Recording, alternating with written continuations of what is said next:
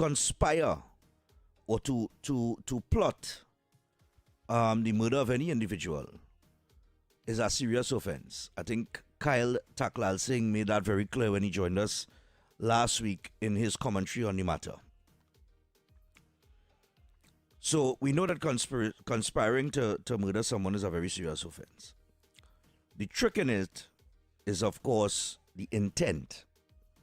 Is the intent there, or is the person just rambling these words and they do not have the intention of actually carrying out what they are saying?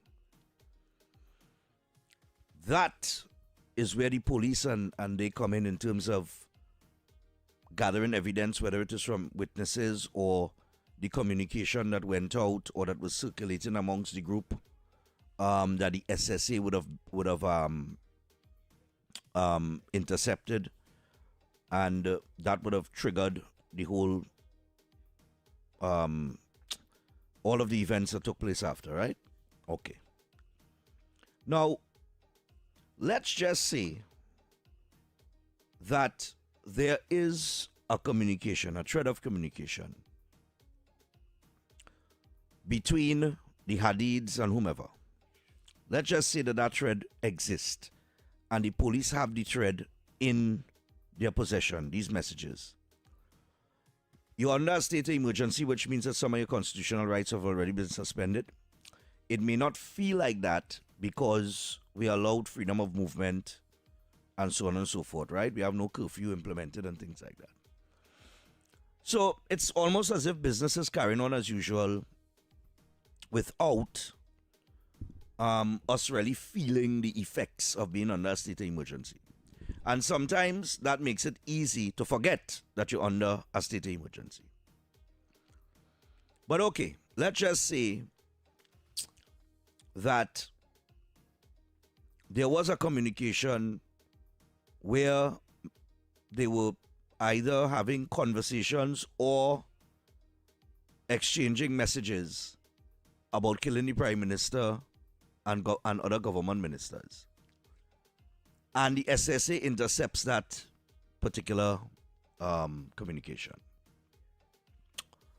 What are the authorities supposed to do in a situation like that? Well, obviously they're going to act on it because the people that it's coming from, they have the means to carry out such because they have the financial capability to do so.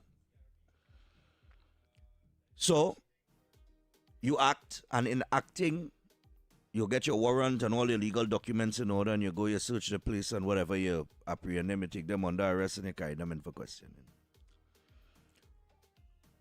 Now, under the state of emergency rules or law, the minister does have, or the state does have at its disposal, these preventive detention orders. I want you to remember the first name in the order. The first name in the order, or the first word in the order, is preventive. Okay? That is why you can issue a preventive detention order and you can detain people for an extended period of time based on your assessment on whether or not you believe them to be a risk to public safety, amongst other things. Right? So you have these preventive detention orders, which appears to be flawed. The law that revolves around it, or the law or the order itself and the manner in which it is executed, it seems to be flawed. However, all laws are flawed for the most part. Hence the reason why there is a career called being a lawyer. Right? If the laws didn't have flaws, you wouldn't need a lawyer because it'd be a straightforward thing, right? There would be no contesting it. There would be no loopholes to find, anything like that. So, the law is there. The law appears to me to be flawed, and laws should be revised from time to time, and you make amendments to suit, right? I don't agree with detaining people for a long period of time without charging, I think if you have evidence, you charge and you move forward. However, like I said, we're under different circumstances. So you have the state of emergency, you have these PDOs that can be issued. So the first fact that we could assess is that the Minister of Homeland Security did not act outside of the law. He didn't do anything that was illegal in issuing the PDOs. Okay? We could challenge the process, and we could challenge who signs off on a PDO and whether that should be the person or it should be somebody else or whatever the case might be. But that the PDO is where it is, and until they amend it or they change the law around it, it is what it is. You cannot change that, right? It exists in the manner in which it exists right now, and therefore, in the execution of his duty, he would have followed the law, right? And he would have used the tools that are afforded to him under the SOE. And the PDO falls in that category. So we know, after issuing this PDO, and this is where you just see all the mask fall off. Because of who the parties are that are involved, we saw all sorts of talk come up about preventive detention orders and a whole discourse on it, and whether it's right and whether it's wrong and whether it's constitutionally right and this, that, and the other. And what is interesting to note is that you have about 300 people that are held currently under PDOs. And like I say, if I ask you to give me 2 or 3 or 4 names out of that 300, you cannot name any. You wouldn't be able to name any. You'd struggle to name other persons, right? Because the Hadids are people of prominence. We had 2 instances where people took to social media and threatened the life of the Prime Minister. And what happened to them? They were taken into custody. They were detained. And those same PDOs was able to detain them for an extended period. And the choir that's singing now, that calling for the minister head and saying, talking about they're going to come back and sue the state and all kind of thing, and why taxpayers had to pay for that, all that nonsense talk. That is rubbish. That is rubbish talk. Because we could point to the Brent Thomas matter and just recently Jack Warner's matter in the court, where Faris Al-Rawi as Attorney General deliberately misled the court for 10 years. Carried Jack on a ride and breached his constitutional rights for a decade. And Jack will now be paid compensation by the state and his legal fees. So you see the choir that's singing about compensation and who go get sued and this, that, and the other is a premature conversation, because the Hadids are not, while they have been released to go home, the matter is not done with. The matter is still going before the court, and it will go before the Privy Council in October, from what I understand. Right?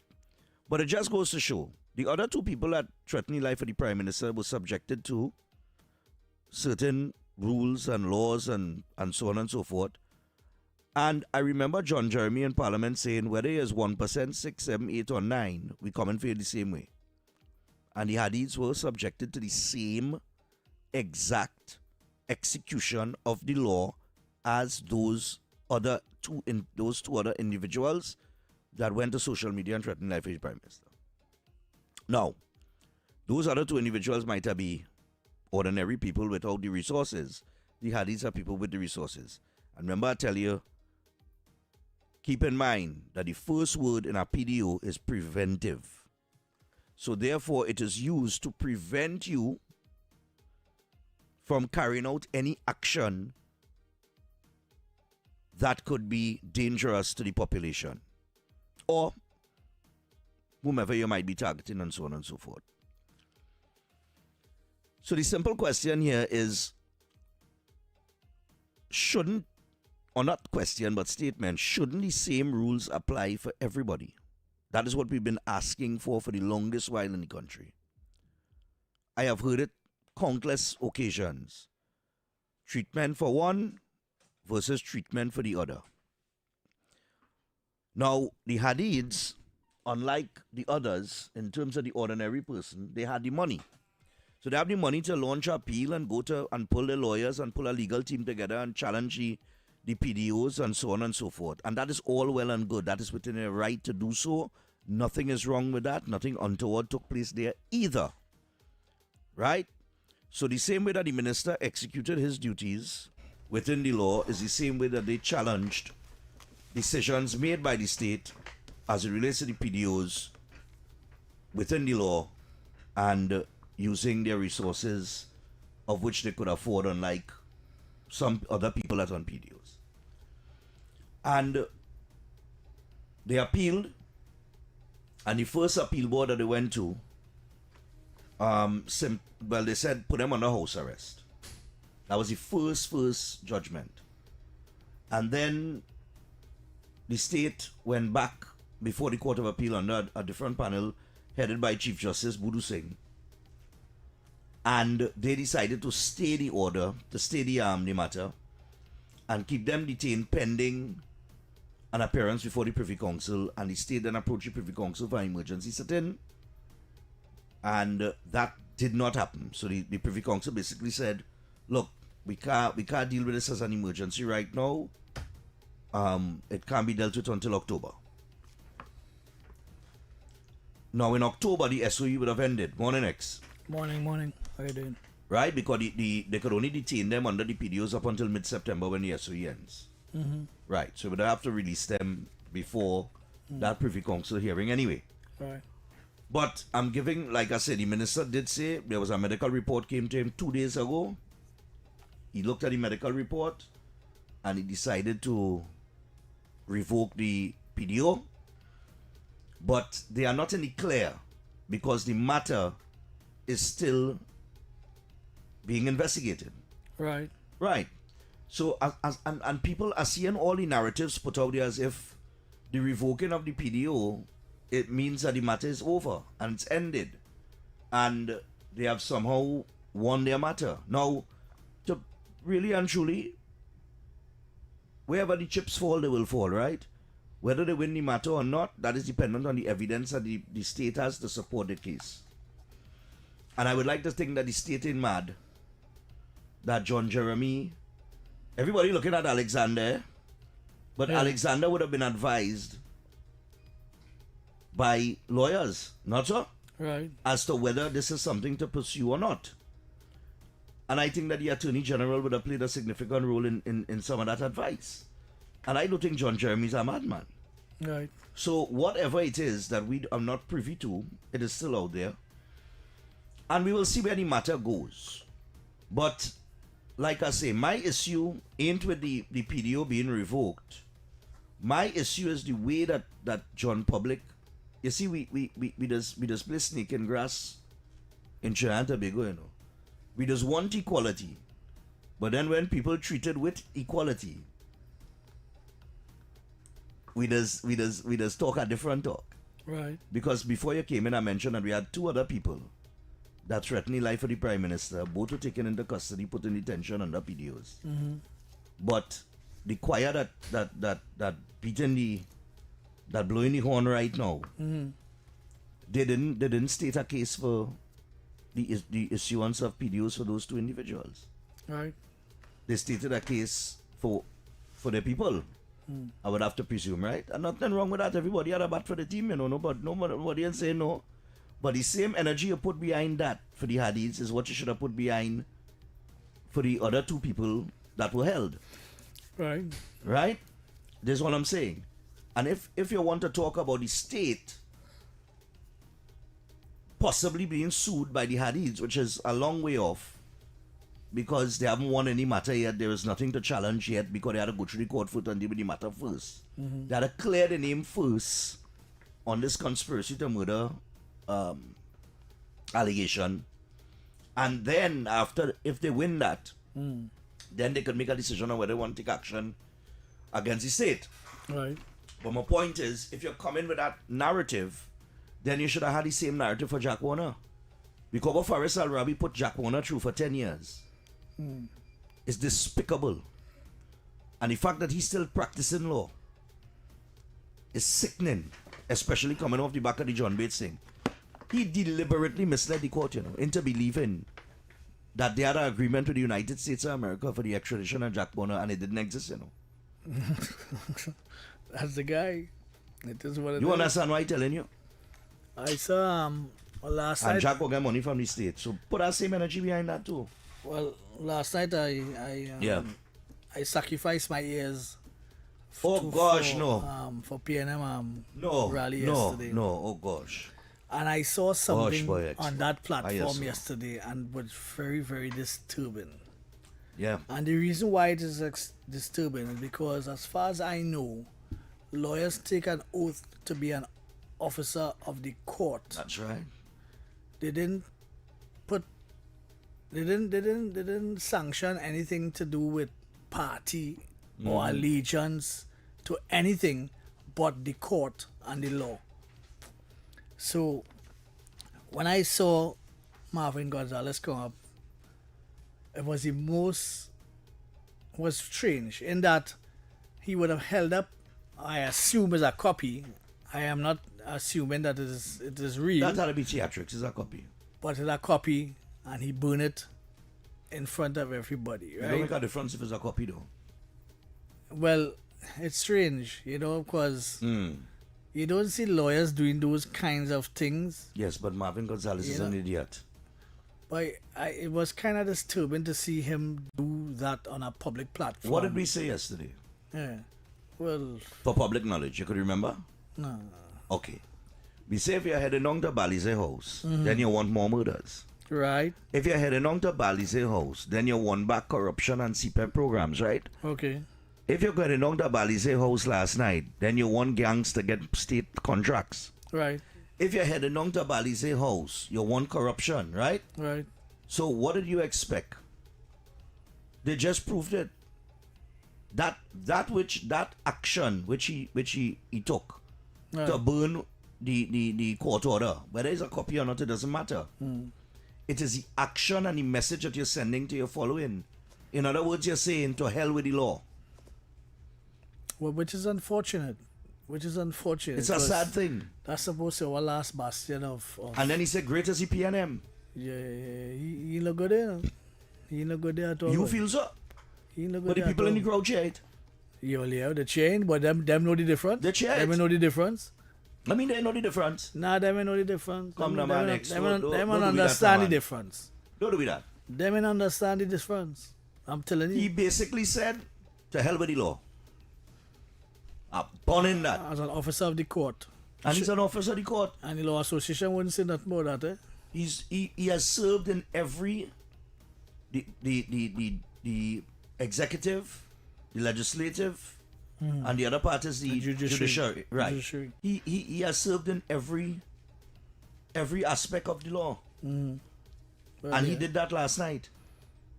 And they're balling great as the PNM, great as the PNM, great as the PNM. I really want to know what's so great about the PNM, Really and truly, Well, But look now, man. Anyhow, let me take this break because we are real lads. When we come back, we'll open the phone line and take some calls. Yeah, anything you want to touch on with the Adi? Talk over that. You're just Today's Friday. you're just Today's Friday. Friday, yes. I leave it as that. Today's Friday. All right, let me shock them here with that. But Johnny, how come you're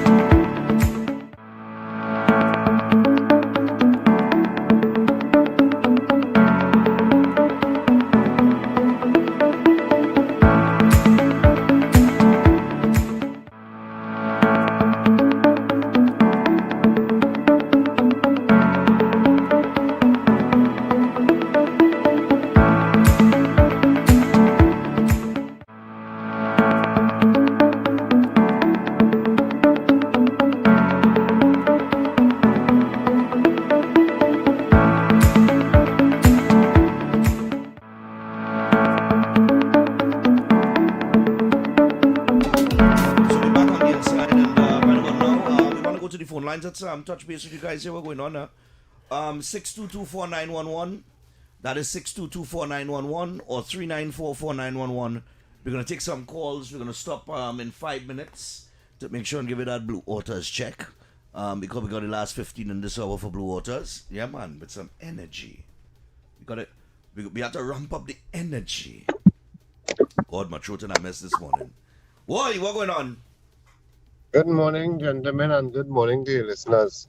Morning. Stephan, the reason that the minister has given that let him consider pulling back this PDO, it really not making any sense at all. Because the fact of the matter is, if we are to take that, right? If we are to take that, it means that everybody who has a medical challenge that has been held under the PDO ought to be released, because they too cannot secure an early date with the Privy Council before October. It is ridiculous based on the fact that that the level of allegations in the mix, and also how adamant they were about keeping them even when they were told by the appeal court to release them. And they had a better avenue, a better scenario if they would have just accepted that, because the people would have been under house arrest, right? Limited visitations while you continue investigations. But to come and say no, after all of that, after your adamantness of not letting... Hold on. Yeah. I'm checking the timeline. That was about a week ago, eh? Yes? Right. Go ahead, yeah. Right. So I'm saying after all of that, to say that you just consider the medical condition and the fact that the Privy Council couldn't hear the matter expediently, that is ridiculous. That is ridiculous.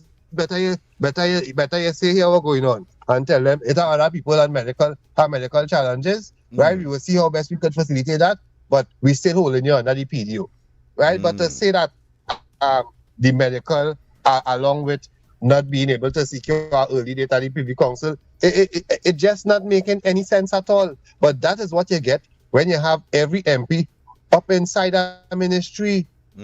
Okay. That is ridiculous. If none of them could say that they will allow them own selves to be held without being charged for this lengthy period, the police need to do their work. If it have whatever threat, whatever allegation existing, the police need to do their work. You can't just expect to have this power to have people just collecting dust, and many times at the end of it, nobody is charged. Rubbish. And look at the reasons you're giving now. Let me ask you a question. Yeah. In your mind, right? In your way of thinking, how do you prove that the conspiracy had intent?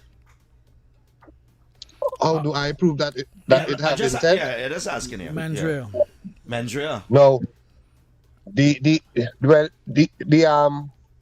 A threat is already considered a criminal offense or a breach of the Constitution, right? They just need to be able to substantiate the threat. Sometimes it's just the words from the person or the person's ability to actually commit the offense or the likelihood of them committing it, a number of different things. But for this matter, Stephan, the police or whoever, minister, whoever would have probably have whatever intelligence they have from wherever they get it, that they should have produced to justify holding the people and them, right? If it didn't meet the threshold, right? It's okay, all right. You challenge the thing and you want to go to the Privy Council, but they not being able to secure early date should not be grounds for early release. Okay, all right. Point taken. Yeah, buddy. Well, let me just pass on any works, right? Yeah. Now, what would have normally happened outside of an estuary? They would have been surveilled, they would have gathered intelligence, and they're saying, well, right, this is a credible threat. They would have they would have been arrested, they would have had to go to the court to prove their innocence, and they would be either jailed or not jailed, right? Right. Any which way, they would be suing if if they didn't have enough evidence and whatever after they would win the case, right? But they'd have gotten bail. Yeah, they would have been able to access bail. So next day or maybe same day, they would have been able to come out. Yeah, they would have been out. In this scenario, they have the option of the PDU to arrest you for not for how to put it, for a preventative order. There's a preventative order. They could issue it if they think that you're so they have some kind of evidence, right? So they would detain you, and they could detain you for however long.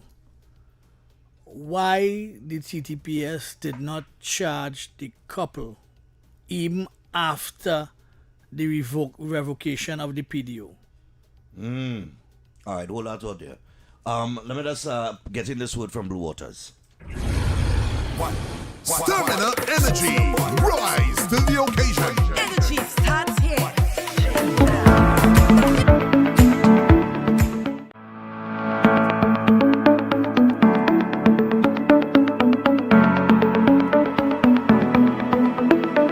Why is Talk City 91.1 FM the leading talk station in Trinidad and Tobago? Because nobody delivers conversations like we do. Start your mornings with Ground Report. Andy Pitbull Williams, Lennox Smith, and Nigel Snipes setting the agenda from 6 to 9 a.m. Then it's Off the Record with Stephan and Mr X. Fearless talk and the issues everybody's discussing. Stay connected with Sharon. Take it front with Officer Shabadi. Go beyond limits with Roland Stewart. Drive home with Heavy Duty and David Welch on Under the Radar. Yeah.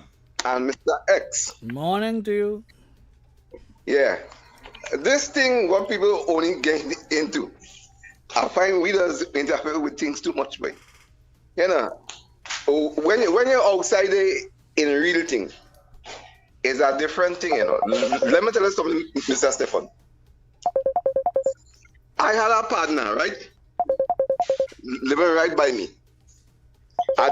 He tell me we're dropping where he had place and then we just go and do it. I can't tell you the exact thing because the people them are wrong, right? But don't give me the wrong version because we are real people trying to get you. Land the plane. I go on land just now. And he tell me certain things. And he say, boy, some people want to kill him, right? This is serious thing. And I started laugh and tell him, well, boy, by so and so, boy, why you think of one thing? Anyhow, I dropped him before where he had to go by the gap. He said he had to walk in and thing. And the time evening, the man did it. Right. Well. You understand? And they arrest the two people who the man called. Who tell me?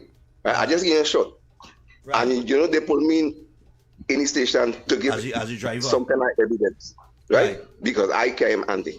So all while a sergeant gave me for about an hour, then an inspector and thing. And because I was in court before, as a witness officer with Judge Reed, I decided I can't take up that thing again because when you're a witness in this high court case, you come like you and all charged. So it's not an easy thing. So I'm just telling you that people will be talking and they know what's really going on. We have a great country with nice police and laws and things. Let the thing go through. Thank you. All right, no problem, man. All right, here we go. Morning. Morning. Yeah, fellas, morning. Yeah, go ahead. Yeah, boy, Stephan. Right, yesterday I sit down and I try to think like a PNF supporter and I could not be against consideration. Because I listen to the garbage that Marvelous Marva do. I just showmanship and antics. If you want to be a real gunja, don't go to court and don't get the police or the request. Show them that you're better than them. And let me see what will happen. Aye, man. You understand? But you see, they know how to talk to a certain type of people and get into the brain now. Right. And they just believe certain things. But at the end of the day, the law is the law. And the law was created by the Honorable Paris Mascara Queen Alwari. Lord. All right. We'll see where that go. Morning. Hello, thanks for taking my call. I'll say load on the radio. Yeah, go ahead, man. One problem I have, I want to raise two little points there, but one with this, the Lengo, the two prominent people there. The intelligence, everybody's speaking about intelligence. I think one of the premier place to the intelligence in this country is the SSA. And if the SSA gives that kind of information and can't stand up, no way. We have to look at the SSA as an entity. Over 1 million phone call interception and nothing could stand up, no way. I am very concerned about that as a citizen. Yeah. Next thing is, last night in the PNM meeting, I call that meeting a partisan meeting. They're not attracting like nobody who on the fence and all kind of that kind of behavior last night. Something I heard in listening to that meeting about 9 something, where they announcing that all the people who cast back on Stanmore Avenue, Reka is moving the cars away, so go on and take a car. That is a slap in the face. If I am a PNM supporter, where a PNM mayor who is there, did the introduction to the meeting and welcoming thing, and you who is in charge of that wrecking thing, allowing people to wreck the PNM supporters' car. I think any PNM supporter should challenge that because that is disrespectful. What I hear, and they made that call about 3 times there. The wrecker was working around there. That mayor should come here in shame this morning. All right. Shame. No problem, man. The mayor reckon you supporters? Why not? At a meeting, well, all right. Law for everybody. Morning. Good morning. You can see this whole thing is just about pure lawlessness. You see all the people calling and talking about PNM and UNC and this PDO thing. This thing is just about lawlessness, right? Because at the end of the day, the people was innocent from the start. The court cleared them. They were using political interference to keep the people in the jail. But the bite more than like a chew because the people would have picked up our money so they could sell the blow and bust with their face and they had to let them go. So now everybody's down now and they're not seeing that it's an unfair system. But hold on, when did the court clear them? I mean, when did the court clear them? You know when the court clear them? When? They released them, right? They send them home. What about the court order was stand up last week and they say send them home under strict detention. Right. All of a sudden, the PDO gone, you ain't nothing about that detention. Okay, they say send them home, but and last week they say send them home under strict detention. Under house arrest. Right, under house arrest. So how all of a sudden, the PDO gone, and what about the last judgment where they was to go under house arrest? You know what Alwari said? He said right now that they're free to go as they want. Nobody can jump them. They're not under no charge. You know why? Because that whole thing was a scam. So is lawlessness going on from the top? The politicians controlling the police, Govero, he have a tongue in his mouth. And if people want to see that, I'm calling about politics, PNM, UNC. This is about lawlessness. This is about criminals and under politics here, you know. And next topic is politics. This is about lawlessness. So all of them corrupt. All right. Well, you see, I think you understand the whole scenario there, you know. But go ahead. Morning. Morning. I'll go to my level first. Yeah. Andy and Stephan. Yeah, man. X and Stephan. Yes, man. I would like to find out how much this SOE is costing the state for holding all these prisoners. Mr. X, you might have an idea. To hold one prisoner per day, right, under this PDO. How much is really costing the state paying police overtime, right? And all these things. Yes, they're saying the crime down a little bit, but is it worth it? But is it worth? And another thing, is King's Council, like they bring down here, you know, and them King's Council, they come to lost no case. So they probably say, hey, we probably don't have a winning case yet, you know. So the best thing for you to do, give me money, let me go away, free the people and them, and easy state of us some of that money. Right? But I want to know how much I think it will be costing a state to keep this SOE on for the 6 months. We talking about before, but let me just say these 6 months here for the SOE.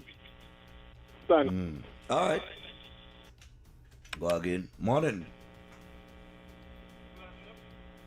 Hello? Yes, good day. Yeah, man, go ahead. Two quick points. We are trainees. We shouldn't be spinning stuff in mud, as the sayers go, right? The main issue was that the Hadis appealed, right? To get out of prison. Right. The first set of appeal court judges set them free, say, well, let them go on home detention. Right, house arrest. Government didn't like that, or the minister, whoever in that case, right? They appealed to the Privy Council. Right. The second judge, under the Chief Justice, say, well, let me keep them in prison. Revoke the first judges who allow them to go on home detention. Right. The Privy Council, they wanted it fast tracked, and the Privy Council said, no. Or they have to wait till October. Right. What they did now was advise the Hadis attorneys that they could apply directly with the Privy Council to lift or discharge the existing local stay.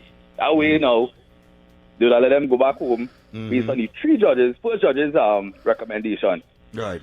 The government panicked because it means now they had to wait till October and they'll be free, and most likely they would have lost. Right?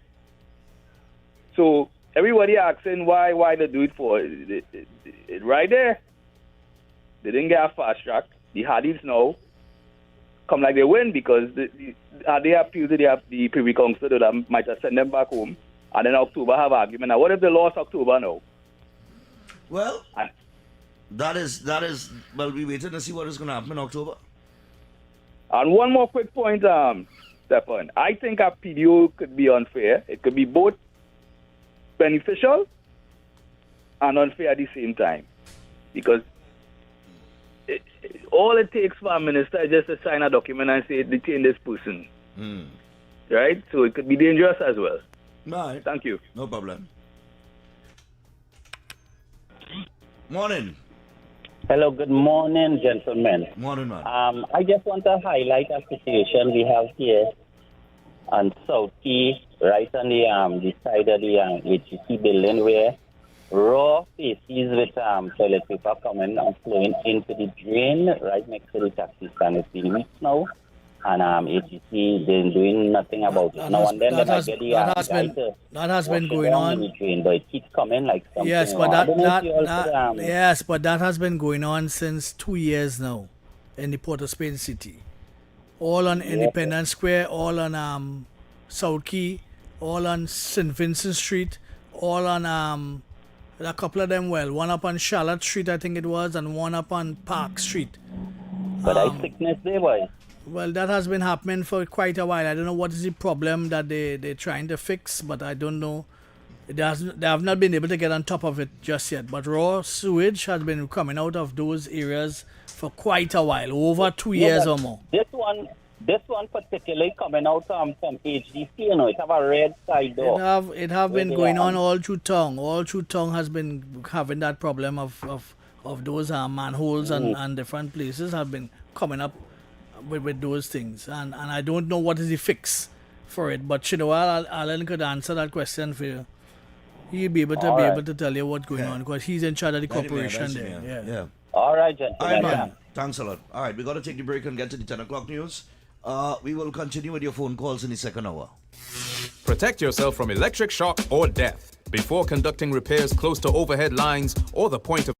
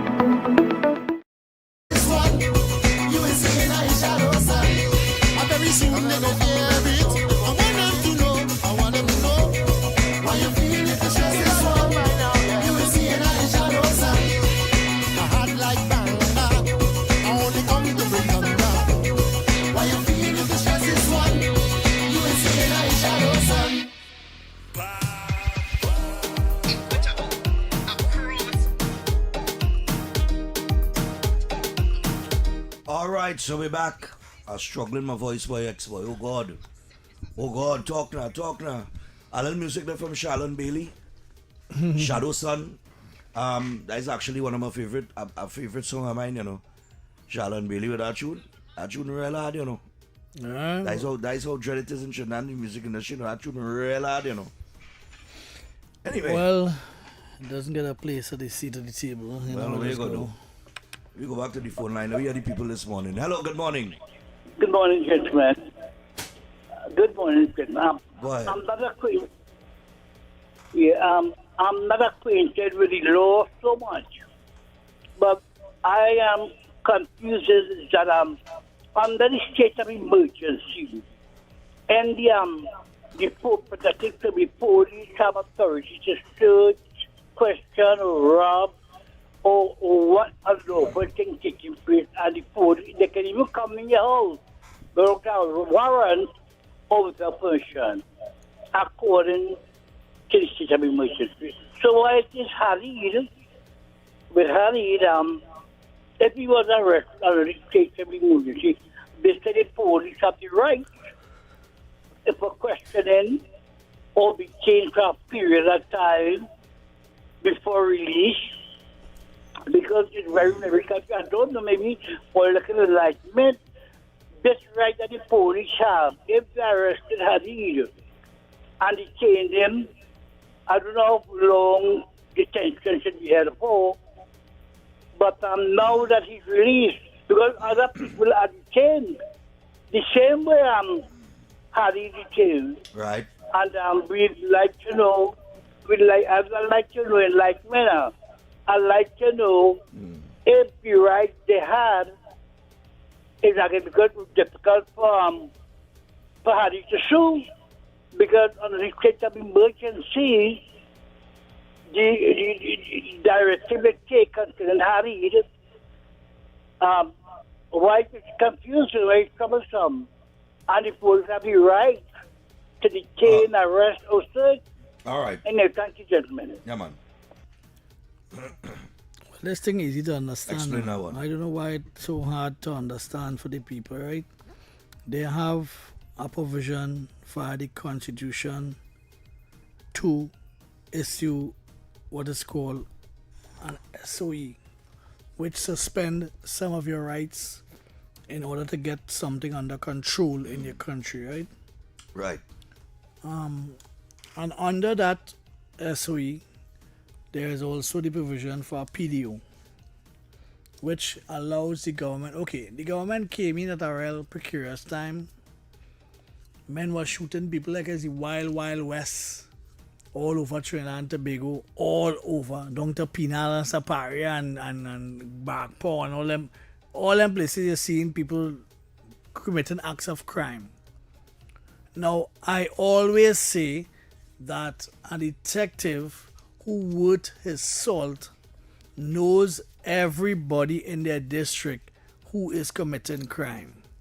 That is a blanket statement across Trinidad and Tobago, and it is a fact.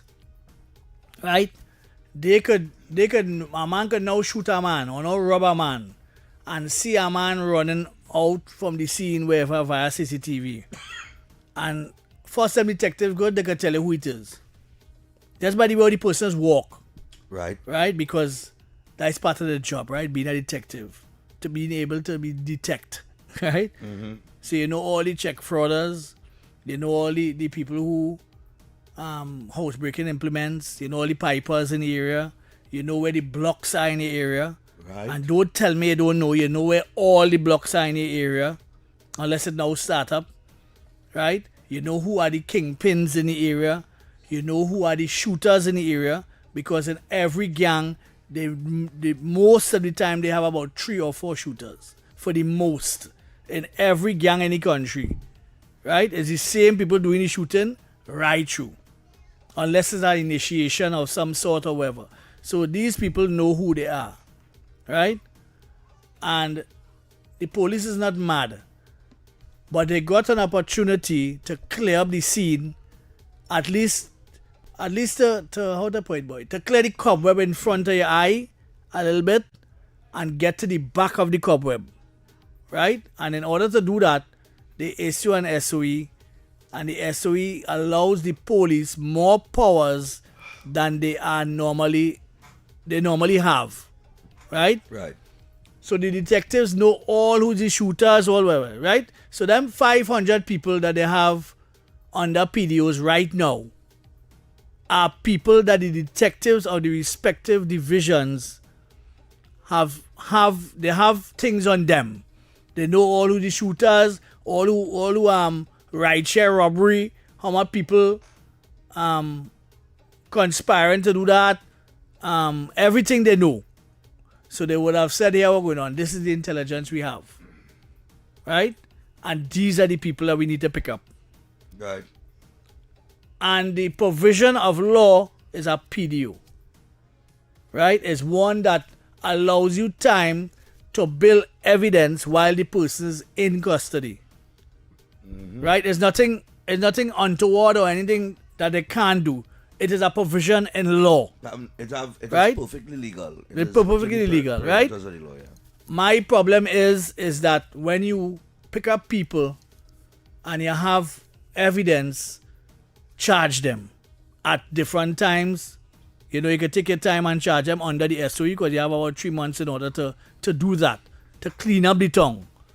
And Kamla Prasad sister would have come in and she would have met a crime situation that has to be managed. They appoint a commissioner and the commissioner is doing what he's supposed to do, which is get people off the streets and get the murders down. Right? Regardless of how you look at it, it is a provision in law. My thing is that if you're releasing the people and them, charge them one time. Let them get bail and let them prove the case. He who alleged must prove, so they have to come out and bring the evidence and let the people and them prove their innocence, pay for the big lawyer, wherever it is, go up to as far as the Privy Council and settle your matter. Right? I don't know what all this hullabaloo is all about, but my only thing is, if you have the evidence and you're letting them go based on time constraints, based on limited window, that kind of stuff, charge them, bottom line, and let them go before the court. All right. Morning. Morning, gentlemen. Yeah, man. It is on the grapevine that 10,000 people convened on Balzi House yesterday. Can anyone say why? Or what was the purpose of the convening in Balzi House? It is their constitutional right to do so. Yeah, it is their constitutional right to do so. You have to support your party regardless of what, I guess. So, men went out and do the thing. We gonna do what they can't do about that. Yeah, no right. Hello, good day. Morning. Hi, Mr. X, Stephan, morning. Yes, morning. So while I was getting ready this morning to hit the office, I saw the clipping with Marvelous Marvel. Right. Anyway, Mr. X, I share the same thing as you. It's very disturbing. Very, very disturbing because I cannot believe he did something like that in front of his chief. I don't know why I listen. Right? What does that tell the youth? Okay, what does that tell criminals? What are you doing, PNM? These people are, look, I don't want to say, as I said, I don't want to put my foot in my mouth. Something is wrong with them, you know. And I cannot believe the crowd. Well, it was not a big crowd because it was a sort of maybe the pepper and European fun up there yesterday. Oh, God, oh, God. Right? Don't say that. But the fact that, not that one. We all struggle in life, you know. I didn't reach where I am because I got a handout and my father was low water. I said, no. I had to make it on my own. He showed me the way and I took the road and I ran with it. And I thank him for my success today. Right. But at the same time, we all work for little money. But we don't sit down there and say, you know what, let's work for $70-something a day. You always want more. You always push yourself for more. I can do better. And little by little, you reach where you're going. I have worked in stores, standing up as a store girl. Okay, and today, I am very proud of myself. I work at a big company. And I thank God for that because I said I am not going to be there anymore. Right. So these people don't have to be the way it is. When Penny come out and say, I will bring back URP, they should have said, and CPAT should say, we don't want that. We're better than that. Bring something better. It's sad. It's all very sad. Have a good day, guys. All right, you too. Oh, boy. I'm trying to talk less this morning, eh? Oh, God, boy, X-Boy. Oh, God, they shoot Fishy. Well, but boy, this is going to be interesting. They shoot who? Fishy. Who's Fishy? He's the man in charge of Second Caledonia. They shoot him? Yep, and he's in critical condition in the hospital, so he's going to be reprisals for that. I'm almost sure of that. Well. So the area is going to get hot now. Because he has some pigs, right? He has some pigs. Well, the pigs and them, let's get away from him, right? and there's while he was in custody, because he was in jail for a good while, and like he come out, right? And he has some pigs that's be all over by Marcy, by the church, different places now. They just be rubbling through the rubbish and them kind of thing. Right. Some big pigs there, big fellas there. I see videos with pigs running Yes, some big fellas. And everybody in the area know it's fishy pigs. So there's ball, hey, leave them pigs alone, eh? Leave them pigs alone. Because it's fishy pig. And he in jail, eh? He in jail, but they know he see pigs. So they don't go wrong he pigs at all. They don't go at all. They don't go wrong he pigs at all. So as he come out, he get shot? Well, I don't know if he now come out, but he get shoot yesterday for some reason, and he critical. So I know that is the ABG gang. You know about that? Anybody gets it? Right. Well, it is a very interesting. So expect some reprisal killings or disciplinary action. Let's put it that way. Well, that is something. Across the board. But that is something. You think, right? You think for 1 second. I know, as a fella, I just think deep, eh? As go deep. The triple murder last week. Don't train on them. It's training. I know he ain't train. It's in the corridor. As a man, I just think wide and broad, eh? Right. Do not be surprised if that triple murder that we know will start a war. Well, it already started the war because a guy got killed up by what we call it. He living in the area. And it's just be a matter of, it just had to be guilt by association. Eh? Right. When it resumed to gang thing, it has to be guilt by association in those areas. But do not be surprised if that was not facilitated or encouraged. Right? As the start of chaos, eh? Well, it normally is. And then you had the meeting last night. Good? Mm-hmm. And of course, the medias were reporting on the Hadids in a big way. Mm-hmm. And all of these things that going on, eh? Mm-hmm. Don't get sidetracked, eh? Because my eyes always open. Because I live in the ghetto, so I know the difference. Right. And I think we just think a little further than the average Joe, right? Right.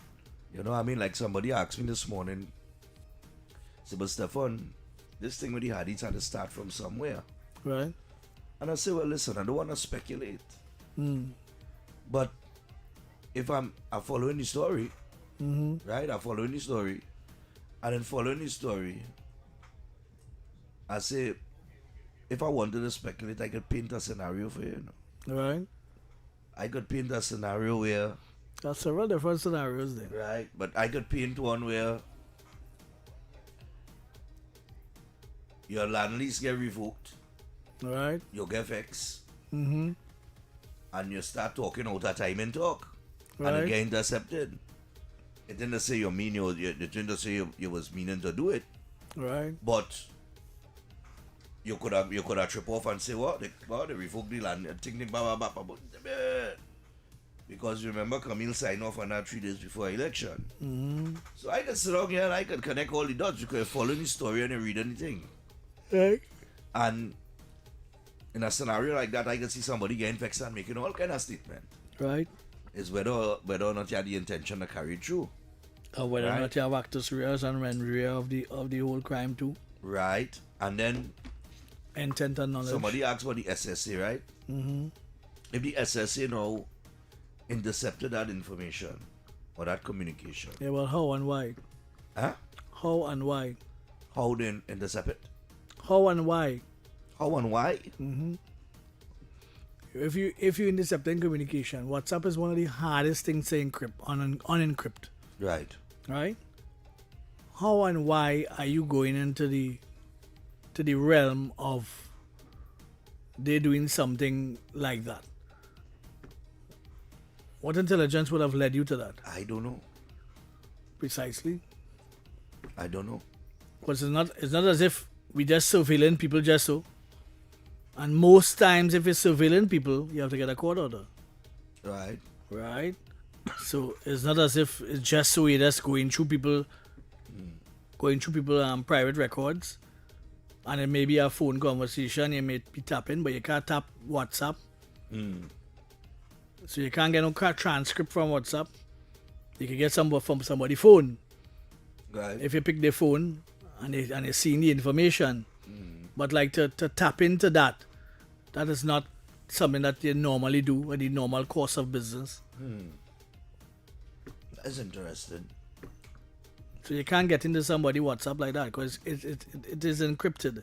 And to get into it, you have to go to the servers of WhatsApp in order to get that kind of information. So the only way you can get that kind of information is if they snatch your phone and the thing. But calls may have presented itself that may have prompted them to go in that direction to look to see. Right? Because they can't get that by guess.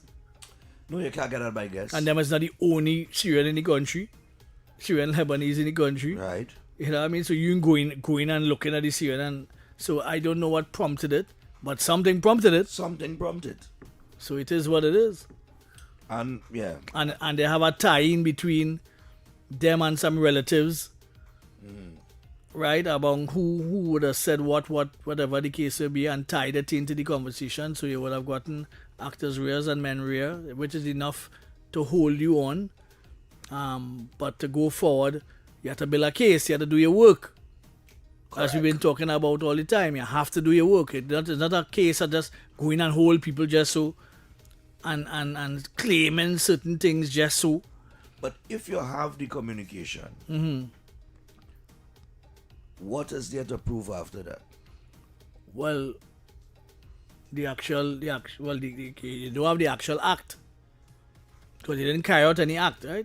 You only suspected of carrying out the act based on conversations. You have to prove that the act was carried out or about to be carried out. Okay, so what evidence do you gather? Well, we don't know that. We don't know what they have. On what evidence you say will you take to the court and say, this is what we have? Well, I don't know if it's good enough. I don't know what they have. But from speculation, from what has been told across the board, is that they have credible information that something was going to be carried out. And they have links to the SEM gang. Most likely they will be the head. They never pull in. So I don't know what it is they have in terms of speaking to that person via WhatsApp or whatever. Right. They never pull in.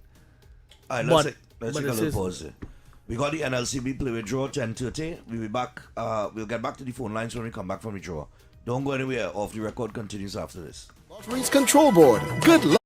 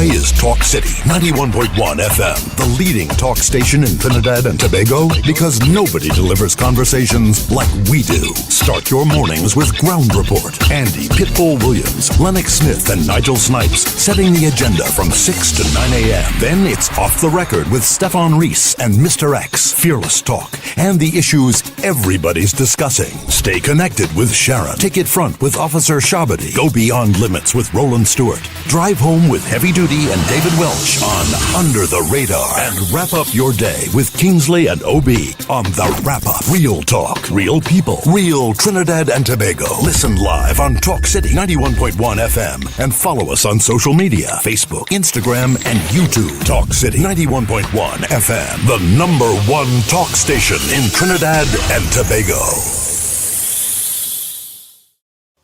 From July 16th to August 1st, Tobago comes alive with its greatest celebration of culture, history, and tradition, the Tobago Heritage Festival 2026. Talk City 91.1 FM invites you to journey with us as we discover the people, places, and stories behind this remarkable festival. Here's today's feature.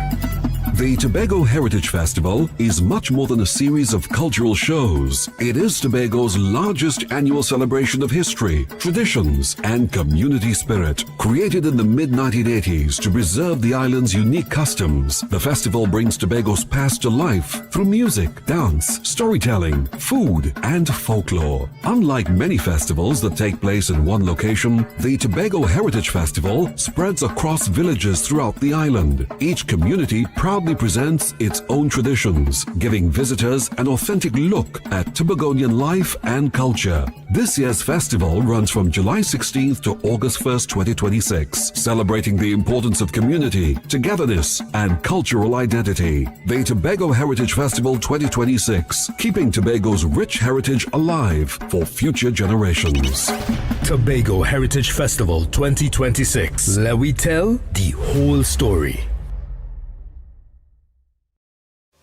From July 16th to August 1st, Tobago comes alive with its greatest celebration of culture, history, and tradition, the Tobago Heritage Festival 2026. Talk City 91.1 FM invites you to journey with us as we discover the people, places, and stories behind this remarkable festival. Here's today's feature. Some stories are written in books. Others live in the hearts and memories of a people. One of Tobago's most famous folk legends is that of Gangang Sara, a mysterious African woman said to have flown across the Atlantic and settled in the village of Golden Lane. According to the legend, she possessed the power of flight, but after living in Tobago and eating salt, she lost her ability to return home. Her story has been passed down through generations and remains one of the island's most treasured pieces of folklore. During the Tobago Heritage Festival, visitors gather in Golden Lane to hear the tale brought to life through storytelling and cultural presentations. It is a reminder that heritage is not only found in historical records, but also in the stories people share from one generation to the next. This is Tobago's oral tradition at its finest, and in 2026, Tobago invites you to hear it for yourself. Tobago Heritage Festival 2026. Let we tell the whole story. Good morning, Trinidad and Tobago and the world. I'm Vermala Balkaran. Welcome to Trinidad and Tobago today. Let's take a look at what's trending this morning. Every morning in Trinidad and Tobago, a new conversation begins. And right here, we take that conversation further, speaking with the stakeholders and voices behind the stories. From news and lifestyle to culture, health, and entertainment, we bring you the topics that matter most as you start your day. Join us weekdays, Monday to Friday at 6 a.m. Watch on TTT or join the conversation from anywhere on your smart device at TNT Today Show, Trinidad and Tobago Today, exclusively on TTT. Why is Talk City 91.1 FM the leading talk station in Trinidad and Tobago? Because nobody delivers conversations like we do. Start your mornings with Ground Report. Andy Pitbull Williams, Lennox Smith, and Nigel Snipes setting the agenda from 6 to 9 a.m. Then it's Off the Record with Stephan and Mr X. Fearless talk and the issues everybody's discussing. Stay connected with Sharon. Take it front with Officer Shabadi. Go beyond limits with Roland Stewart. Drive home with Heavy Duty and David Welch on Under the Radar. And wrap up your day with Kingsley and OB on The Wrap Up. Real talk, real people, real Trinidad and Tobago. Listen live on Talk City 91.1 FM and follow us on social media, Facebook, Instagram, and YouTube. Talk City 91.1 FM, the #1 talk station in Trinidad and Tobago. From July 16th to August 1st, Tobago comes alive with its greatest celebration of culture, history, and tradition, the Tobago Heritage Festival 2026. Talk City 91.1 FM invites you to journey with us as we discover the people, places, and stories behind this remarkable festival. Here's today's feature. The Tobago Heritage Festival is much more than a series of cultural shows. It is Tobago's largest annual celebration of history, traditions, and community spirit. Created in the mid-1980s to preserve the island's unique customs, the festival brings Tobago's past to life through music, dance, storytelling, food, and folklore. Unlike many festivals that take place in one location, the Tobago Heritage Festival spreads across villages throughout the island. Each community proudly presents its own traditions, giving visitors an authentic look at Tobagonian life and culture. This year's festival runs from July 16th to August 1st, 2026, celebrating the importance of community, togetherness, and cultural identity. The Tobago Heritage Festival 2026, keeping Tobago's rich heritage alive for future generations. Tobago Heritage Festival 2026. Let we tell the whole story. From July 16th to August 1st, Tobago comes alive with its greatest celebration of culture, history, and tradition, the Tobago Heritage Festival 2026. Talk City 91.1 FM invites you to journey with us as we discover the people, places, and stories behind this remarkable festival. Here's today's feature. Some stories are written in books. Others live in the hearts and memories of a people. One of Tobago's most famous folk legends is that of Gangang Sarah, a mysterious African woman said to have flown across the Atlantic and settled in the village of Golden Lane. According to the legend, she possessed the power of flight, but after living in Tobago and eating salt, she lost her ability to return home. Her story has been passed down through generations and remains one of the island's most treasured pieces of folklore. During the Tobago Heritage Festival, visitors gather in Golden Lane to hear the tale brought to life through storytelling and cultural presentations. It is a reminder that heritage is not only found in historical records, but also in the stories people share from one generation to the next. This is Tobago's oral tradition at its finest, and in 2026, Tobago invites you to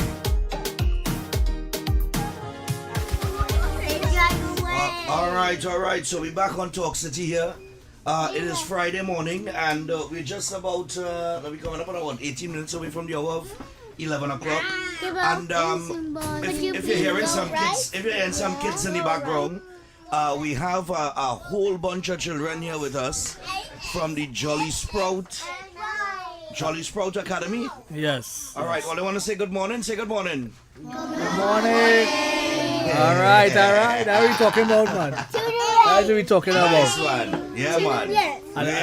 And they're fighting for sitting here like that. Boy, I'm telling you, boy, the action start, boy. So we have boys, we have girls. Yeah, so could somebody tell me where's Jolly Sprout located? Tunapuna. And You're from Tunapuna? And who's the leader of the class? You're the leader of the class? You're the leader of the class, by chance? Number where? All right. You are the whole address, boy. You're the leader of the class? You are the whole address in Arima, so he can't get lost at all. Nah, he can't get lost at all. Nice, man. So everybody liking the holidays so far? Are you all liking the holidays? Everybody liking the holidays? Yes. Nice All right, one. all right. What's your favorite thing about the holidays? Christmas, all right. Favorite thing about July, August vacation holidays is Christmas. You're right. She said Christmas, yes? But she up to the time. Christmas in July. Or you up to the time. What does that say that this now? It's small one now. Yeah, you up to the time. It's at Christmas in July, man. You know what time it is, man. Yeah, man. So anybody everybody here from the same school right through the year? Or is that July, August vacation kind of thing?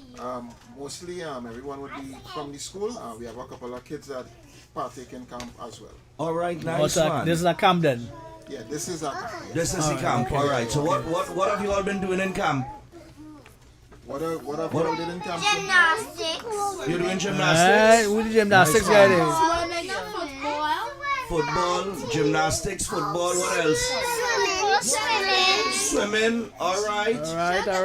Who's the best swimmer here? I can't swim at all, you know. Look, best swimmer. Best swimmer. Hello? All right. You barely taller than the counter. And you're even still there. Don't make joke. All right, so how are they liking? What's your favorite? What's that? That's not a joke. That's not a joke.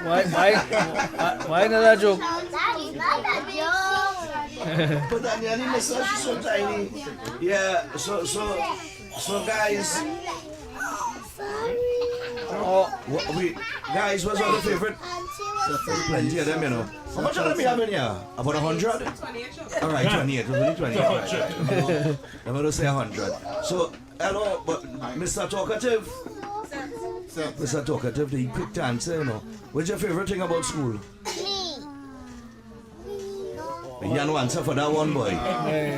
You know the favorite thing about school? Yes.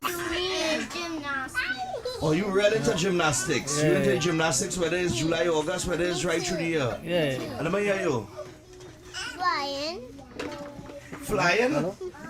You could fly? You could fly? Well, I want to... Nah, I'm going to ask you to see you fly. I'll take your word for it. What going on with you in the back there? You're peeping.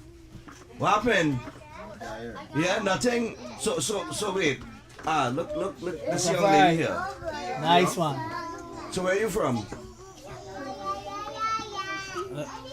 Where you from? Where you from? TGRC. TGRC? Okay. What is that? TGRC. What is that school? Yeah, go ahead. Tunapuna Girls RC School. Oh, Tunapuna Girls. Oh, So you're part of TGRC, alright. So you're part of the camp then? Well, I'm not from Jelly's Girls. Because you real tall, you know, you looking like you're a supervisor. You supervising the rest of them? Yeah, this one here too. Yeah, you tall too, you look like a supervisor. Yeah. Hello? You want to say hello? Say hello. No? You want to say hello? I want to say hi. Say nah, boy, she refused. I want to say hi. Alright, no problem. Watch it, everybody else move from the back. She moving out all. No, that's my little angel here. She go on, you know, boy. She be as they call her, she go on, you know. Yeah. But I wish I were an answer and I could get one, so yes. When they say, hey, come, and they come one time, yeah. So how you all enjoying your tour of the building? Go ahead. It's wonderful so far. Wonderful so far? Yeah, I got to sing a song in one of the rooms. You got to sing a song in one of the rooms? Bible songs? Hola, bacanal. Wow, Israel action roll, boy. Nice. All right. What you like the most about the media house? Rastafari one. Rastafari. Christmas, no problem. I like so far how I got to sing a song so far. You like and you want to be a singer? You really? Yeah, You want to be a singer? All right. Any kind of singer at all? What? You could give us something a cappella? You can get it a cappella? You can sing something a cappella?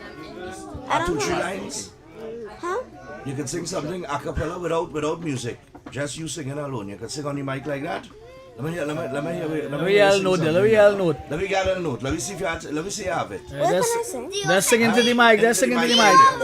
Anyone. Let's sing into the mic. You just go ahead. Just sing anything. All right. Right? Yes, she goes. Now is your chance. Go now ahead. Now is your chance. Go ahead, don't frighten. Let's see. Go ahead. Don't afraid. Let it all out. Let it all out. We like jelly sprouts from the bottom of our hearts to the top of our souls. We love jelly sprouts. We are using this love to heal the world. We love jelly sprouts from the bottom of our hearts to the top of our souls. We love jelly sprouts. We are using this love to heal the world. And we're so happy today. And we're so blessed. In and out of our uniforms, we do our best. And each other will have to confess. We love jelly sprouts from the bottom of our heart to the top of our souls. We love jelly sprouts. We are using this love to heal the world. We love jelly sprouts from the bottom of our hearts to the top of our souls. We love jelly sprouts. We are using this love to heal the world. And we're so happy today. And we're so blessed. In and out of our uniforms, we do our best. Every time we'll have to confess. Happy today. And we're so blessed. In and out of our uniforms, we do our best. Every time we'll have to confess. Hey, give her a round of applause. Give her a round of applause, man. Hey. That's what we talking about. You are there back up too. Yeah. Right, you have people singing and singing in the background. Nice, man. Yeah, give her that support, man. Nice, lovely. So, Good so voice, guys, good voice. Where are you all headed to next? Well done. You're the boss. Yeah, you did well. You're brave too. Yeah. Where are you all headed to next? Oh, they're going back to school after they took the where they carry upstairs? Oh, well, they're going up. Oh, they're going up by the big boys. All right. We all they're going to deal with all the money. But not actual money. So, yeah. But don't frighten. Well, they're going there. That's where the money people is be. We usually stragglers. Yeah. All enjoy the rest of the vacation, all right? All right, thank you. Say thank you, Nice everyone. one. Thank you. We love Jolly Sprouts. Yes. Nice one. Mr. Gymnastics. Pick up yourself. Right? Nice one. I will hear about you, right? I'll hear about you in gymnastics. Yeah? Nice one. Micah. Oh, boys, plenty of them, boy. Boy, 28, you know. Hello. You want to say something? Come just on. Go ahead, say it into the mic. Come on. Just say it. Say hello. Hello. All right. Can I tell you something? Sure. I do gymnastics too. You do gymnastics too? I have a lot of sports. I have a lot of extracurricular. I can do a lot of stuff. A lot of stuff. Yeah. Nice. All right. But you keep doing as many things as possible, all right? Okay, thank you. And guys, yes, go ahead. Can I speak on the mic? Of course, you speak on the mic right, Treno. And say bye. Bye. Come set this way. All you enjoy the rest of all the holidays, eh? All be safe, right? Right? Bye-bye. One of the next president, so let me safe. Bye-bye. Be safe. Enjoy your holidays. Nice, man. Come on, take the group shot quickly. All right. Nice, and enjoy yourself together. Right? No, we're going back in. Photo Lovely. time. Oh, they're going for the photo boy X. Photo. They're going for a photo here, people. All right. I think if you're on YouTube, you should be able to catch all of this, right? Yeah. Should be able to. You should be able to catch all of this on YouTube. I'm gonna check it on YouTube and see. Yeah. Stand up, please. I'm gonna see what we're on They can't be YouTube. showing my hard face there and all these children here. All these wonderful children, 28 of them. Yeah, we're on YouTube, man. Nice bro. man. Yeah, we're on YouTube, yeah. That's the Jolly Sprout team there, man. Yeah. Lovely, from Tunapuna. And everybody have the little tag and everything with the name and nice. That's great. Nice man. This is smallest bunch, youngest bunch we've got here. Wait, let me make sure. Alright, she's not under here. I'll also check to see if she was under here still. But everybody seems to have cleared out in the back. Nice. Yeah. Everyone, look at the picture. Look at it. They're taking a picture. Smile for They're taking a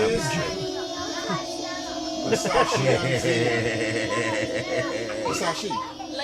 You chat say, look like a brand new kite in my shoot, yes? The chat. Yeah. Nice, man. I ain't lying, that kids, the children nice, man. Some nice kids, man. Now you can make the train. All right. Bye-bye. Bye-bye. Bye-bye for Uncle Stephan and Uncle X. Small man, next one trying to get pretty quarter. I don't want to grow me up.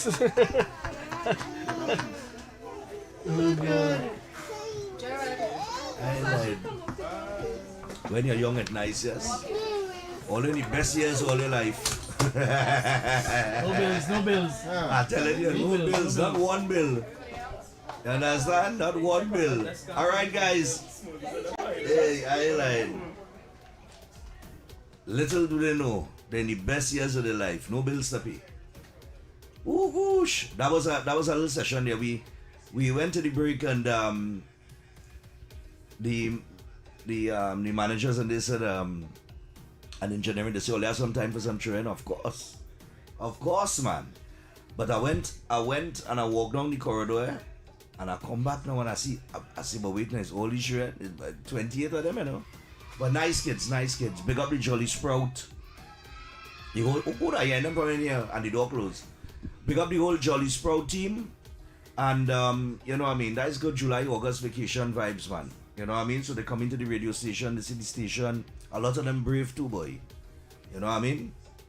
So I don't know where X gone, but we will continue to take your calls in the third hour when we come back. The field trips have been rather entertaining for us. I like to accommodate children. I remember I used to do a kids segment some years ago called the Kids Corner. And boy, we had children, boy. Jeez and natures. Me and voices are people running that style, them children and them in the studio, boy. Winner. It's good, man. That's a nice little refreshing thing. A refreshing thing? Yeah, I could have stayed here till 12 o'clock with them. I say bring one. Oh gosh. That's what we want. Bring one. Stanley Augustus will be here with 11 o'clock news soon enough. And that request, you know what I mean, will disappear. Anyway, let me just pop in here and see who pop in on the what you call it, the voice notes. Right. Well, nobody here. So from the beginning of this thing, I've said that this is yet another example of the need for constitutional reform. This case would appear as executive overreach. And in our system, where there is very poor separation of powers, and the executive is seen to have overwhelming power, then you're going to run into problems, because executive overreach, when you bring that to a court, that you are a victim of executive overreach in a system well known to grant the executive superpowers, especially in a state of emergency, you're going to lose that case. The government is going to lose that case. But separation of powers is the key thing we need to fix in our constitution. But that word separation also follows into this case. We need to separate what has happened here, because I'm hearing people bringing all sorts of things into it, Brian Thomas and all that. We need to separate things, right? Especially thinking critically, we need to separate things. So just because the detention order has been defeated does not mean that there was a case, that there was potentially a case. Remember what they have been accused of, allegedly, okay? Just because the detention order is defeated does not mean that there is not a case. You just separate those two things, all right?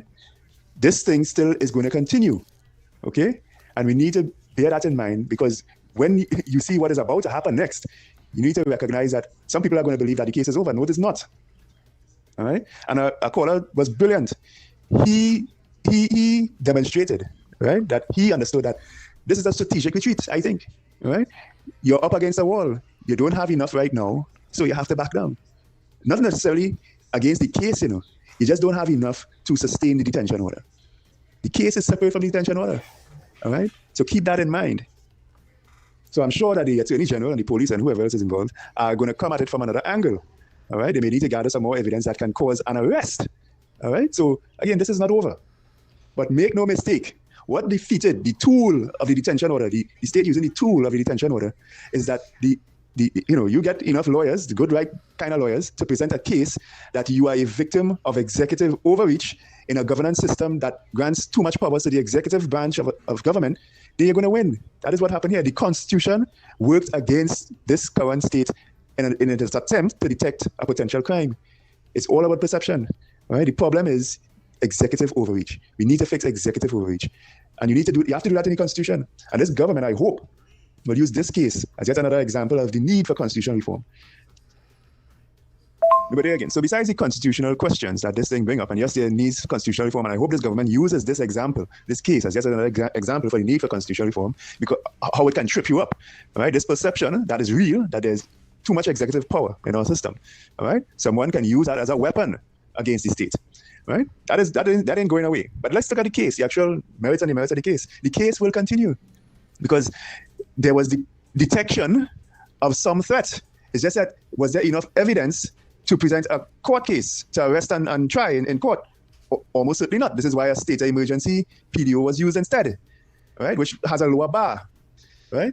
You can call it the lazy way of doing things, but I don't think that it was lazy. I think the situation, the acute tactical situation, demanded quick action.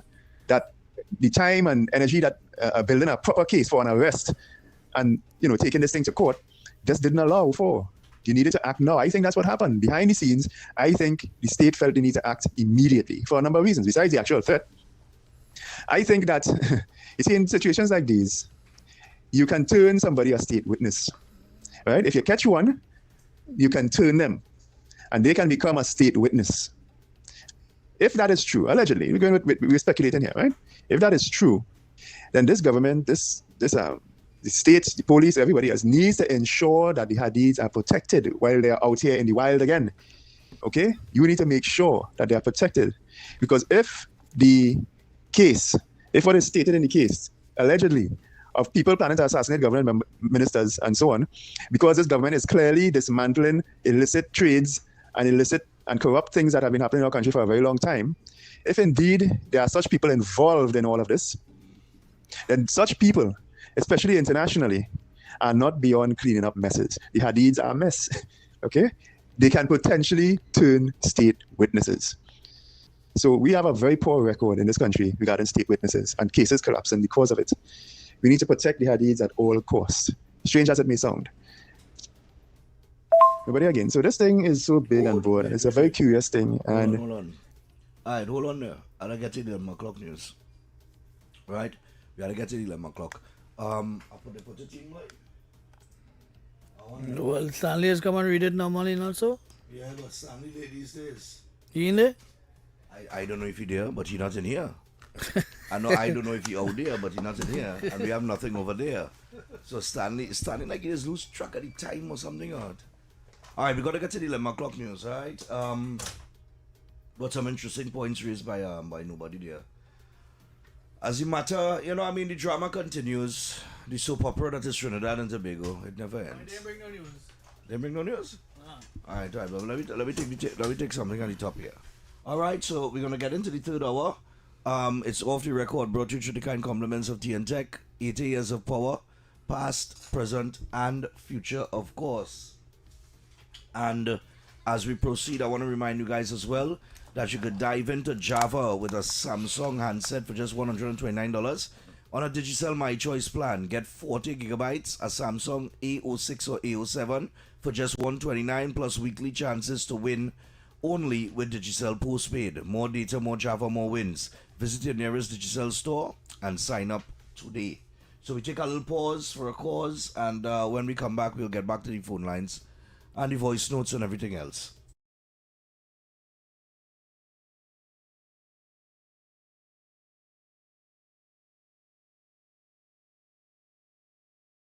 Why is Talk City 91.1 FM the leading talk station in Trinidad and Tobago? Because nobody delivers conversations like we do. Start your mornings with Ground Report. Andy Pitbull Williams, Lennox Smith, and Nigel Snipes setting the agenda from 6 to 9 a.m. Then it's Off the Record with Stephan and Mr X. Fearless talk and the issues everybody's discussing. Stay connected with Sharon. Take it front with Officer Shabadi. Go beyond limits with Roland Stewart. Drive home with Heavy Duty and David Welch on Under the Radar. And wrap up your day with Kingsley and OB on The Wrap Up. Real talk, real people, real Trinidad and Tobago. Listen live on Talk City 91.1 FM and follow us on social media, Facebook, Instagram, and YouTube. Talk City 91.1 FM, the #1 talk station in Trinidad and Tobago. From July 16th to August 1st, Tobago comes alive with its greatest celebration of culture, history, and tradition, the Tobago Heritage Festival 2026. Talk City 91.1 FM invites you to journey with us as we discover the people, places, and stories behind this remarkable festival. Here's today's feature. The Tobago Heritage Festival is much more than a series of cultural shows. It is Tobago's largest annual celebration of history, traditions, and community spirit. Created in the mid-1980s to preserve the island's unique customs, the festival brings Tobago's past to life through music, dance, storytelling, food, and folklore. Unlike many festivals that take place in one location, the Tobago Heritage Festival spreads across villages throughout the island. Each community proudly presents its own traditions, giving visitors an authentic look at Tobagonian life and culture. This year's festival runs from July 16th to August 1st, 2026, celebrating the importance of community, togetherness, and cultural identity. The Tobago Heritage Festival 2026, keeping Tobago's rich heritage alive for future generations. Tobago Heritage Festival 2026. Let we tell the whole story. From July 16th to August 1st, Tobago comes alive with its greatest celebration of culture, history, and tradition, the Tobago Heritage Festival 2026. Talk City 91.1 FM invites you to journey with us as we discover the people, places, and stories behind this remarkable festival. Here's today's feature. Some stories are written in books. Others live in the hearts and memories of a people.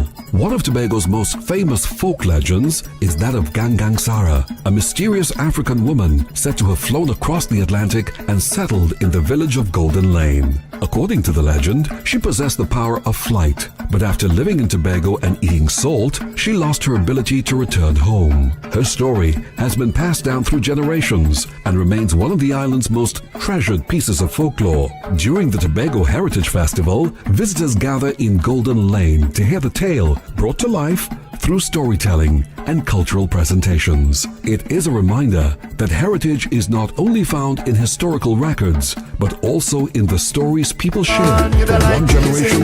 Yeah, and your body feel righty, righty, right. And you hold me tighty, tighty, tight. You give me something new like every night. Tell your body you're the sweetest kryptonite. I mean, don't care what they say. Give me a bad girl with a little attitude any day. Plant your pash to now look at me, girl, we just want to stay. And anything you want, me got it. Girl, anything you want, me got it. Girl, anything you want. Your body feels so magical. Give me the jump start, baby, we need the mechanical. We never fight up yet, but the thing get physical. Your body, body, body, body, body feels so magical.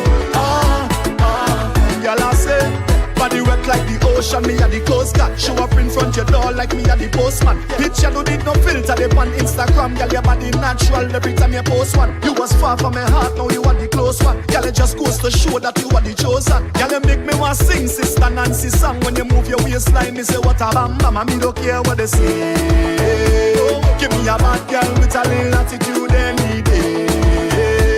Plant a pash to now look at me, girl, we just want to stay. And anything you want, me got it. Girl, anything you want, me got it. Girl, anything you want. Your body feels so magical. Give me the jump start, baby, me need your mechanical. We never fight up yet, but the thing get physical. Your body, body, body, body, body feels so magical. Girl, I say, your body feels so magical. Give me the jump start, baby, we need your mechanical. We never fight up yet. Yep. Get physical. Your body, body, body, body, body. Yeah, but that's lyrical, boy. That June come out to the pandemic, you know, fellas. You know, Shepherd man talking about this case go be the there's something wrong with them too, in a way. This would go down as one of the most flagrant abuse of state power in TNT's history. What? Let's explore that for a minute. What? Let's explore that. Who Imagine said our next PNM clone, our next clone who get rejected by UNC. I just run up him out. This Dari Dinesh Budan or whatever Oh he named. God, oh God. No, Okay, next alright, stupid man. Go ahead. This is one of the most. You even understand what you're talking about, boy? Look, I'm not getting no arm, no forward. I'm not getting no forward. Because you're just That's dumb. what I saying. You're just dumb. I know play magical by lyrical. You know what's the first thing I just think about? When I play that tune? What's that? The girl in the video, boy. That one of the best. That was our best girl. Best model. Our best girl.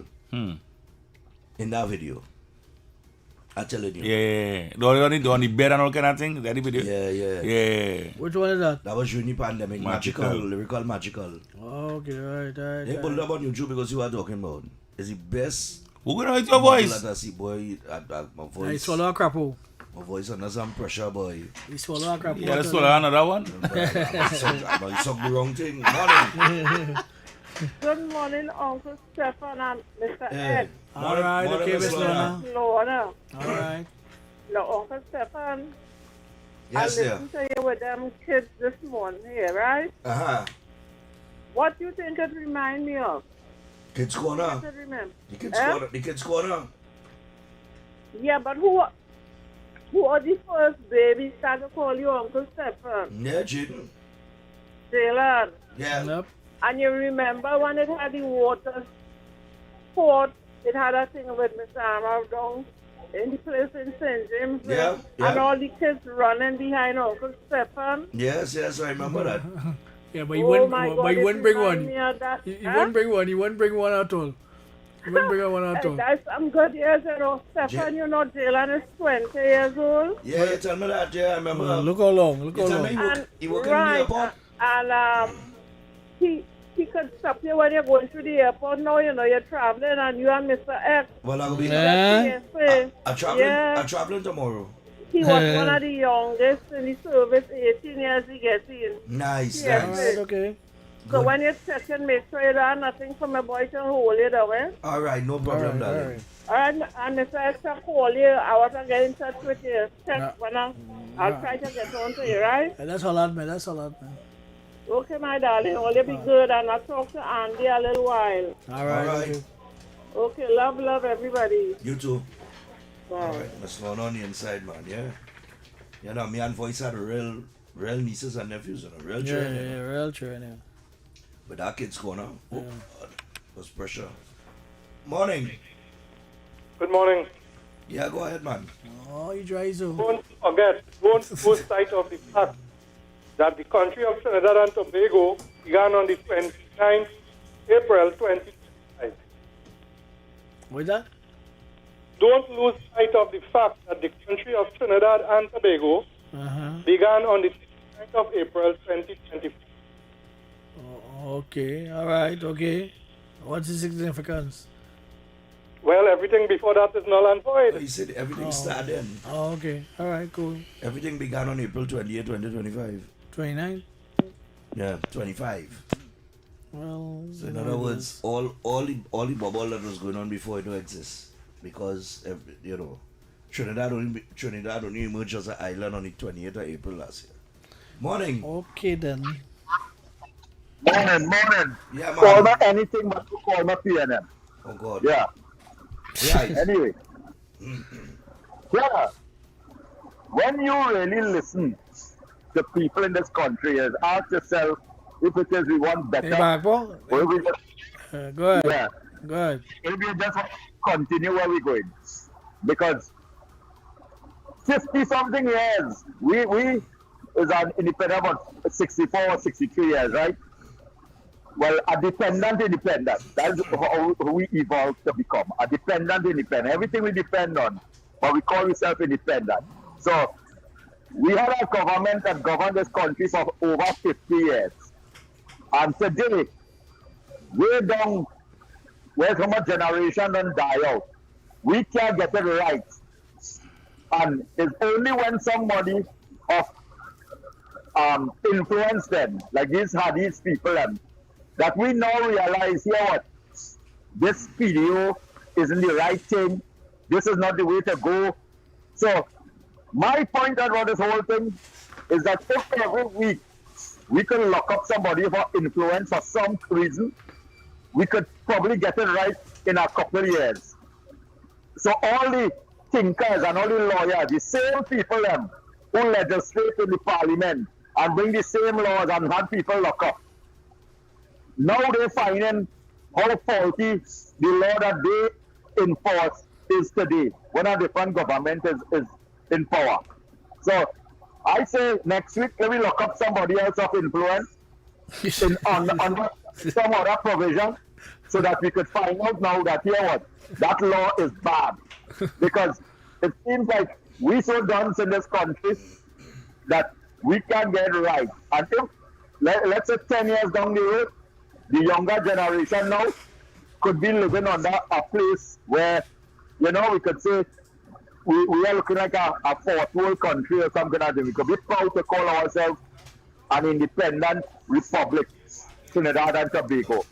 And by that time, the majority of the ones them in parliament and things like that and go, and at least we got some thinkers, but not the one them in some PNM coming up like Marva and Marcel and things, because last night, when I listen, I say, to understand where these people are coming from, you have to go into the belly of the beast. So I mix my beverage, I put a piece of pork, and I say, I'm going to torture myself an hour or so. Man, I listen to that dotishness.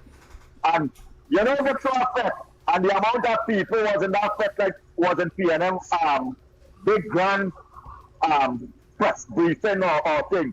You know that fest bus. Conman had to go back with half of the 3/4 the plus burger man go sell 2 burgers and to kind of make it sound like people hesitant to come in, they only announcing that they're wrecking cars on some street and they're wrecking this time they have a wrecker no way for the Spain.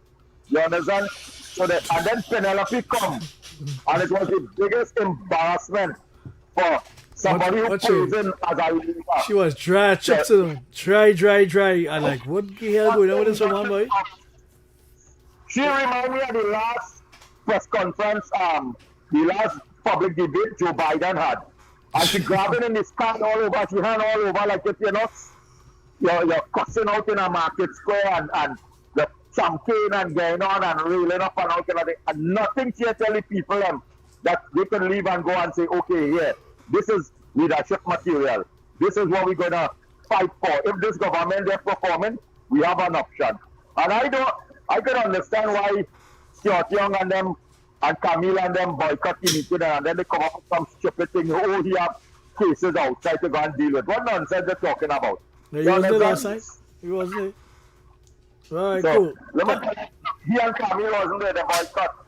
And then Marva, oh God, Lord. Anyway, so let's, like I say, if we need to get it right, let me start locking up more influential people and under different situations because it looks like we don't like peace and happiness in this country. All we like is bacchanal. Let me go and drink my beverage later.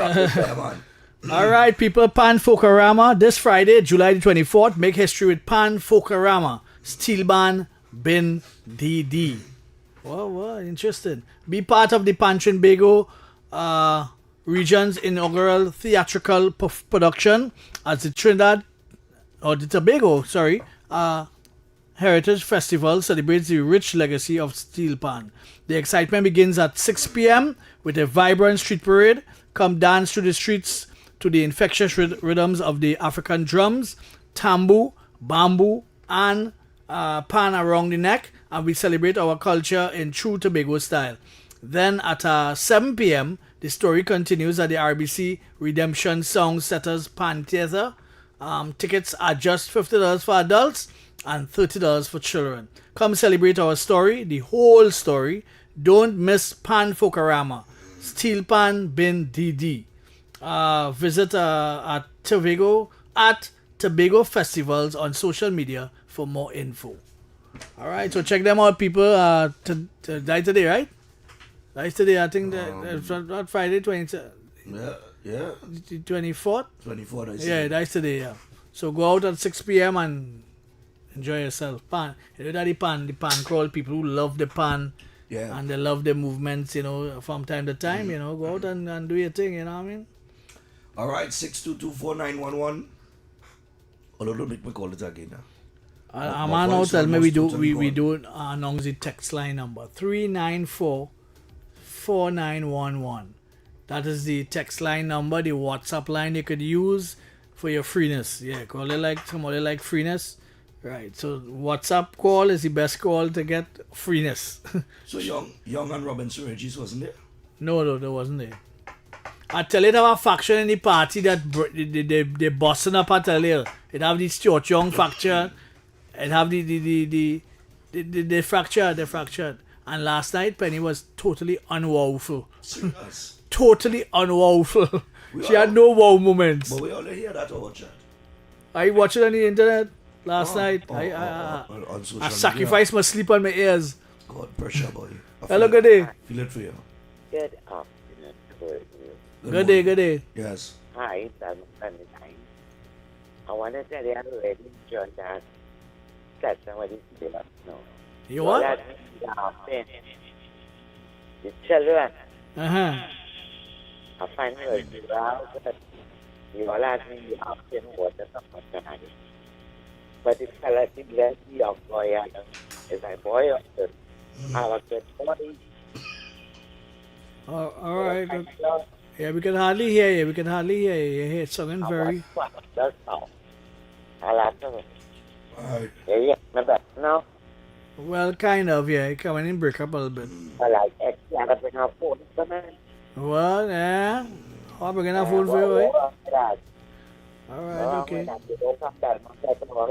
Alright. Well, you know how it goes. Yeah, cool. Enjoy your vacation. Alright, cool. Alright. Yeah, man. Yeah. All of you. Yeah, man. I wish I was on vacation right now. What about me, dog? I'm a friend in Greece right now. God, well, envying them bad, yes? Oh, God, pressure. Envy them bad. She was in Mykonos the other day and going to Santorini now. Yeah, boy, good. Nice vacation, man.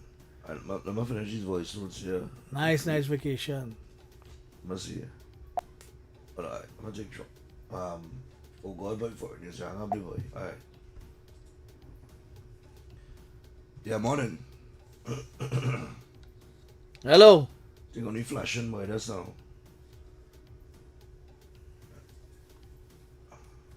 Hello? Nah. I'm feeling for a jerk oxtail today, yes. I'm going up on the lady and eat that, boy. I want I'll a get some jerk throat, you know. oxtail. That's what I want today. It's two oxtail. It's two oxtail or duck. I don't know what it is, but it tastes good. Peas and rice. Yeah, but I really had to get some much throat, boy. Nah, you get past that just now. Nice small thing. Buy African sea coconut before you leave. African what? Sea coconut. Let's go in the pharmacy and ask for African sea coconut. Alright. Morning. That's perfect for your voice. Hello, good day. Good day, gentlemen. Good day. You know, as you mentioned, Penny Mr. X. Yes. I listened to her last night, and I want to say the country in a real terrible place, because I really have no faith in the government, and the opposition is even worse so. Because doesn't she remember, with all that she has been saying last night, doesn't she remember the sentiments from Marvin Gonzalez about macaroni pie? Doesn't she remember the sentiments of Scotland about riding to work and using a coal pot? I hear that for Scotland either too. I hear that more call member too. Because I what she is saying is far different from the sentiments of many of them, because they didn't share that sentiment when they had the power. When they had the power was how you make it. Cut back here, cut back there, and cut back everywhere. Why they then said, look at, okay, we need to cut back, the country going through something. When we cut back on 15% on the perks that we enjoy now. When we cut back on something that is not necessary. Because we already getting paid handsomely. Persons who are not getting paid handsomely is expected to do all kind of different things with the salary that they're making. All they look at the map, nowhere. Instead of that, the great Dr. Rowley chose to accept a 47% increase on his salary. All right. You think in this country we are in a terrible place? All right, cool. Thanks a lot. Yeah, man. Yeah, man. boy. We are Well, next day. That's all. Boy, I like Yeah, it. African sea coconut. Don't forget to go and ask for that. Take that with you when you're going. That's helping your cough and soothing your throat also too. What is it? It's a concoction of herbs and things. It's an African sea coconut, let's call it. It look like like one of them Jesus bottle. some kind of Oh, I need something to give me back my voice by this evening. African sea coconut. Go and ask for it in the super in the what you call it, and take 2 doses and wait until the next 4 hours and take another 2. 2 and doses. Yep, and you're good to go. It's teaspoons you're talking about, 2 doses. And it soothe your throat and Serious? yeah, I'm telling you. Listen, But that's what artists use. This is the worst that my throat has ever been, you know. Artists use it for the throat to go on to perform, and when they're losing their voice, they use African sea coconut. Well, you know. Or a concoction as marshallers do, with the same African sea coconut kind of thing, and some herbs and whatever. Who got that boy? You feel got that on the corner, so? And the pharmacy by opposite the barracks, they will have it. Yeah, they will have it. The friendly pharmacy. Yeah, and they're the cheapest pharmacy they have around. That's the cheapest pharmacy in the West. Yeah. Or maybe the whole of Trinidad. I'm guiding you correct, I'm telling you. I know the people inside there. Right. But boy, I ain't lying. I don't So know go there. I don't know how this happened. You swallow a frog. But I had to swallow something. That's what you swallow a frog. I ain't not on the sock, boy. Yeah? God, boy. Well. I had to get some kind of mintish thing to suck. African sea coconut and Altoids. And Altoids. Morning. Have a good day. Yeah, morning, gentlemen. Morning. How you all doing? Morning. Yeah, morning, Stephan. Yeah, morning, X. And good morning to my buddy there. Sorry, forget your name here, but yeah, you're a good man. Hey, It's like shit with I just want to say, what's that? Go ahead, buddy. No. Just that with the children, them children nice, boy. Them kids and them, they're beautiful. That is the future tomorrow, man. Yeah, but X, a good friend of mine, when you said that how X was so much enamored with the kids, and look, even the lady called and she reminded me of Uncle Stephan, right? Right. Yeah. Stephan was enamored with the kids, and you said, well, Stephan didn't want to drop. He didn't even want to drop one yet, and a friend of ours, you know her, she was asking if she could, organize that. She want to drop about 2. Punani, remember? Well, like stupid as way. Yeah, stupid man. Go out the people phone. Go out the people phone without doing. All right. Just messing. But listen, guys. I'm very, concerned. I'm very, very concerned. As far away as I am with everything, how it went down, man. I'm very, very concerned. And this is, I don't know. But hey, you know what? He who fights, and unsuccessful today will have another day. You know what I'm saying? So all right, keep cool. keep your chin up, okay? Take it easy. Cool. All right, take care. Man. Cheers, bye. All right, we're 26 minutes past 11 o'clock. And boy, we just breezing through Friday here today. But I must say, I'm waiting to see if the Law Association will say anything about the burning of the court order. Seeing that they were so vocal. No, they won't say anything. But we'll see. We'll see how long it'll take them. An officer of the court, Morning. And he burning high court documents. Something wrong with yes? He's a PNM lawyer. He not a lawyer. He's a PNM lawyer. Morning. Hello, good day. Morning, Mr. X and Stephan. Yes, morning. Stephan, you said they have nothing to suck, but we'll get some power mint. They work perfect also. Power mint can't help that. Power mint can't help that. All right. Yes, it can. All right. It can. That's it? Okay? Yeah, man. Have a good weekend. All right, no problem. You too. Bye. Yeah, no. This could not be the worst time. I don't get sick, so, Mm-hmm. And it's not a hardy cold, It's just my throat, boy. My throat just gone. African sea coconut, I'm telling you. All right. I don't talk. You figure it out from there, but I'll give you the remedy. No, but Africa, all right. No problem. Almost all, Patrice, all of them, Marshall, all of them that's used that for their voice. Ask Fireball and all about that. You feel like KG know about that? Yeah, KG supposed to know about that. That is what a soothe your voice. Are you in a soothe your voice? Soothe your throat. When you see we gone. That's the only thing that soothes your throat, unless you come up with some concoction otherwise, is the only thing that soothes your throat. Alright. And give you that extras for when you really, really need it. African sea coconut. African sea coconut. Alright, morning.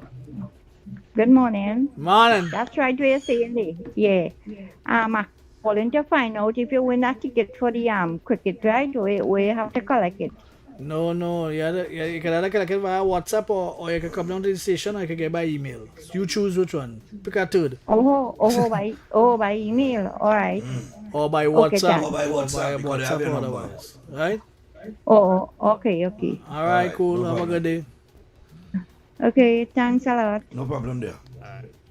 Maybe you have 2 tickets to give away. Yeah, so just take some African sea coconut, take a Redoxon, walk with a little Vala Redoxon of about 7 that you have, and just throw it in your water when you're drinking, and also to what do you call it? Your vitamin C and your African sea coconut, and walk with that empowerment too.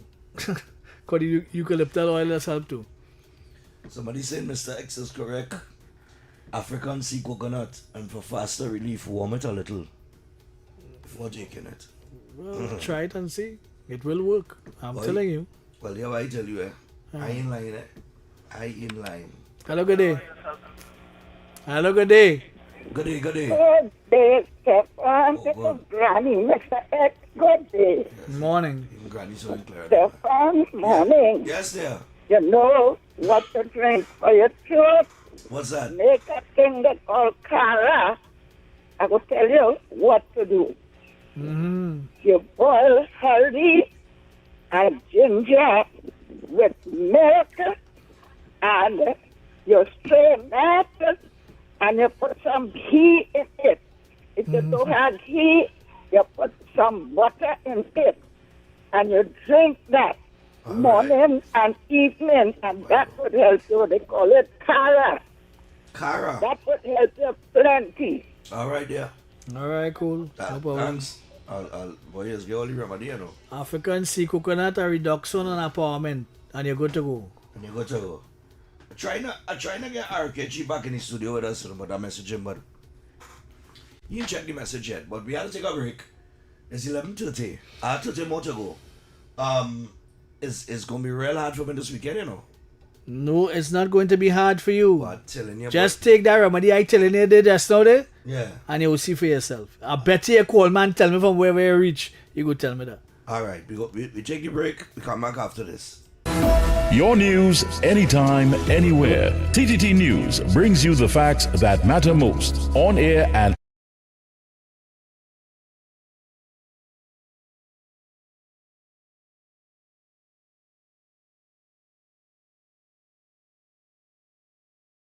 Why is Talk City 91.1 FM the leading talk station in Trinidad and Tobago? Because nobody delivers conversations like we do. Start your mornings with Ground Report. Andy Pitbull Williams, Lennox Smith, and Nigel Snipes setting the agenda from 6 to 9 a.m. Then it's Off the Record with Stephan Reese and Mr. X. Fearless talk and the issues everybody's discussing. Stay connected with Sharon. Take it front with Officer Shabadi. Go beyond limits with Roland Stewart. Drive home with Heavy Duty and David Welch on Under the Radar. And wrap up your day with Kingsley and OB on The Wrap Up. Real talk, real people, real Trinidad and Tobago. Listen live on Talk City 91.1 FM and follow us on social media, Facebook, Instagram, and YouTube. Talk City 91.1 FM, the #1 talk station in Trinidad and Tobago.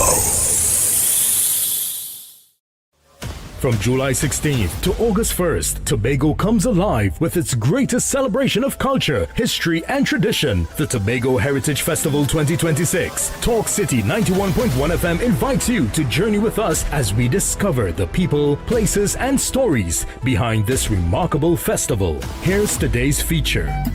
The Tobago Heritage Festival is much more than a series of cultural shows. It is Tobago's largest annual celebration of history, traditions, and community spirit. Created in the mid-1980s to preserve the island's unique customs, the festival brings Tobago's past to life through music, dance, storytelling, food, and folklore. Unlike many festivals that take place in one location, the Tobago Heritage Festival spreads across villages throughout the island. Each community proudly proudly presents its own traditions, giving visitors an authentic look at Tobagonian life and culture. This year's festival runs from July 16th to August 1st, 2026, celebrating the importance of community, togetherness, and cultural identity. The Tobago Heritage Festival 2026, keeping Tobago's rich heritage alive for future generations.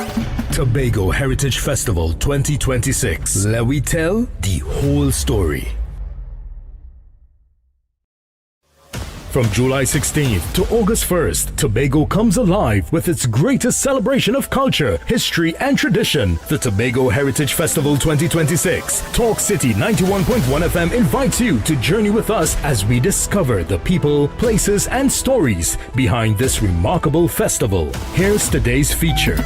Some stories are written in books. Others live in the hearts and memories of a people.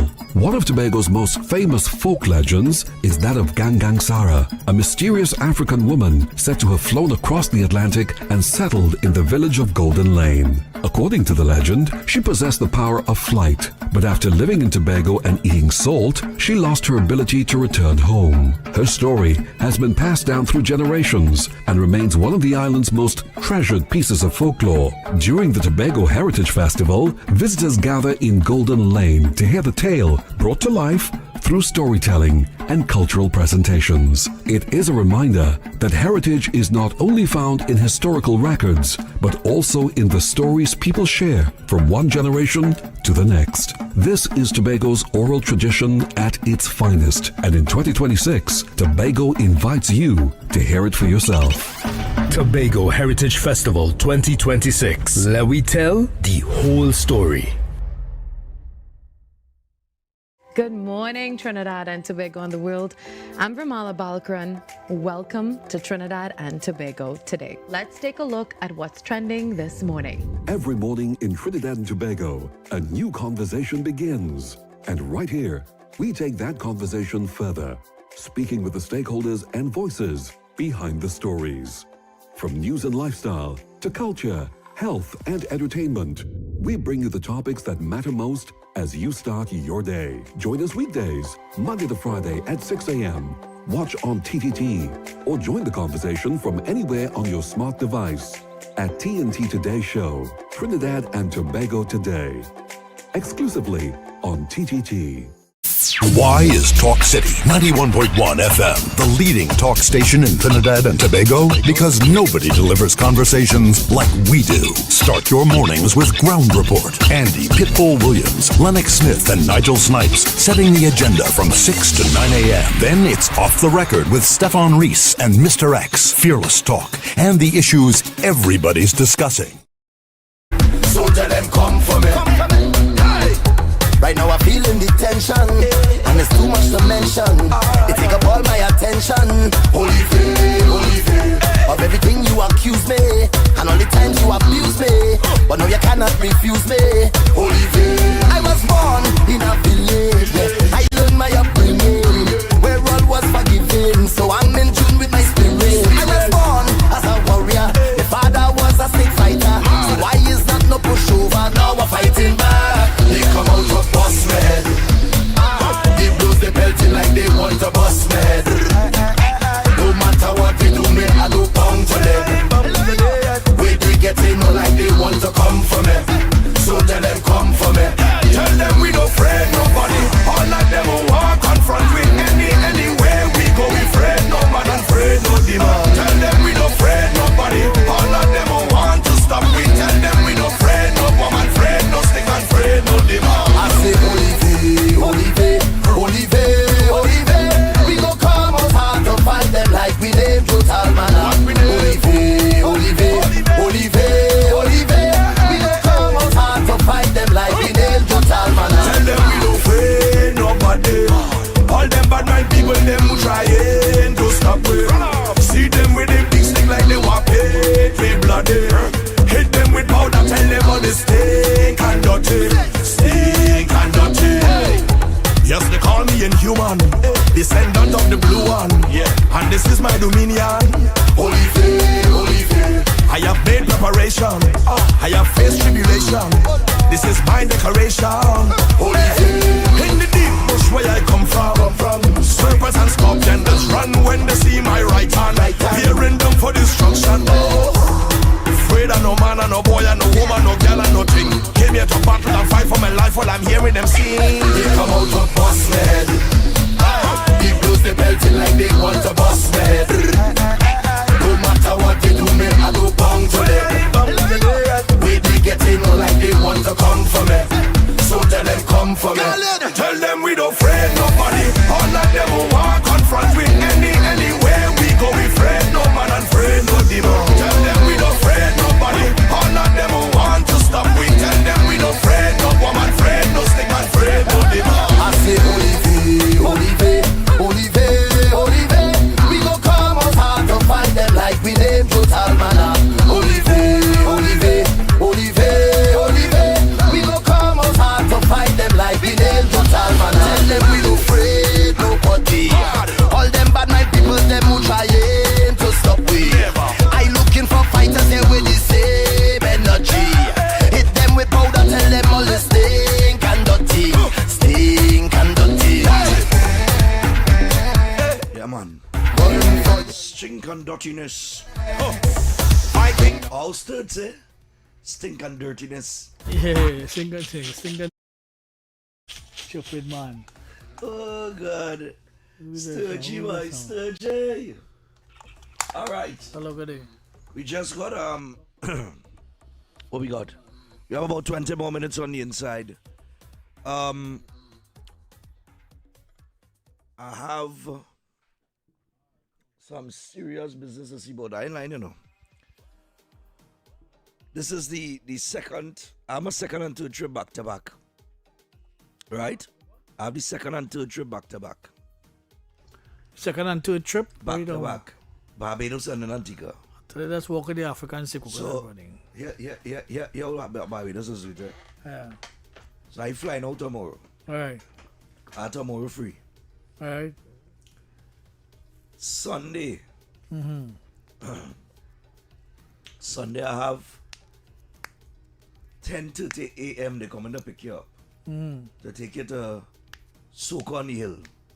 Yeah, that's right on the we just have sprinklers and thing and that fit thing. Yeah, I think so, yeah. So that's a 3/4 pants and a a t-shirt thing. Alright. Come back to the hotel at 7. Then on Monday I'll get up and do my morning show. Right. My morning show finish at 8 o'clock. By 9 o'clock I'll be ready. Cause we go in Tide Tails Water Sport Catamaran. No, me know what. I know what the catamaran and them, which was the Jolly Roger cruises and them, but they scrap that most likely. So that is our next year. Yeah. So we go into some catamaran thing. Yeah. Then 2 p.m. I'm back in the hotel. Right. So I could live with all of that. Yes, Sunday and Monday, a cool day. Right. Tuesday, I have 11 a.m. departure from the hotel. For the Monge rum tour. Oh God, X, that rum tour. Let me tell you something. That would be nice. That rum tour is nice, brother, man. That could be nice. That could be nice. Listen, no offense to Barbados, but Trinidad rum plenty better. That that rum over there is a kind of acquired taste, boy. But that kind of coconut kind of rum kind of thing. But it's all kind of different rum, boy. I just do the food and rum festival. Oh, okay. Brother, man, it's about 9 that's carry on the tours. And it's go by all these by about 8 or 9 bars. So they have a bus and everybody on the bus. And they're stopping off by bars. Chris. The same guy? Chris Garcia, yeah. Chris Garcia. Who guy that? No, not Boy. Not Boy. Oh, not Boy. Yeah. Chris Wadaki. Alright. So we'll go to like there's 8 or 9 bars and you have to go and drink. Right. Well, nothing wrong with that. That's my kind of thing. And then there's carry. RDO, you call it? Our rum drinking opportunity? Then there's carry by the rum factories. Right. Because there are 2 rum factory. Right. But brother, I ain't lying. That I'm not drinking rum. I'm not drinking. I'm not drinking, boy. Anyhow on Wednesday. But I gotta drink. On Wednesday, I'm at 9 a.m. departure from the hotel, right? Right. And I'm going off-road Fury. So it's an ATV thing. That would be nice. They'll carry us with the ATVs and thing, and I go be interviewing whoever, and cameraman gotta catch whoever and whoever. Right. I'm back in the hotel at 12 on Wednesday, and then a 6 p.m. departure to the culinary experience. God, well, I might think self. Yeah, that is the oyster. Well, that is Oysters? we'll be departing for oysters. Yeah, on but Wednesday. oysters will be as Oysters and all that. as it used to be. It's Yeah, not like that like how it anymore. used to be. And then 10 minutes drive from St. Lawrence by the Gap. I'm back at 10 p.m. Mm-hmm. Thursday. I'm not watching my schedule there, to see, because the way my voice is. Thursday is 11 a.m. departure. Boxcat Brand House. All eyes in Barbados? Yeah. All right. Return to a hotel at 2 p.m. and at 8 p.m. we go in Soca State of Mind. Yeah. Okay. Yeah, the show beginning at 9 and then I reach back in the hotel at midnight. And then I'll be up at 4 a.m. to do my Friday morning show. All right. Right? And then after the Friday morning show, I'd a fly. Right. Right? No. After the Thursday morning show, I'd a fly. Right. So I'm not in the Soca State of Mind. Because we're leaving Barbados on Thursday and then we head into Antigua. Right. So Antigua the Friday. Oh, Antigua will be dry like chips. The Saturday, the Sunday, and the Monday and the Tuesday. Now Antigua Carnival has be well, a little vibes, you know. I tell this man here, this man voice sounding like he's swallowed that RKG's thing, back, right? RKG's So I tell any man, I say African sea coconut and a reduction and some powments and you're good to go. Yeah.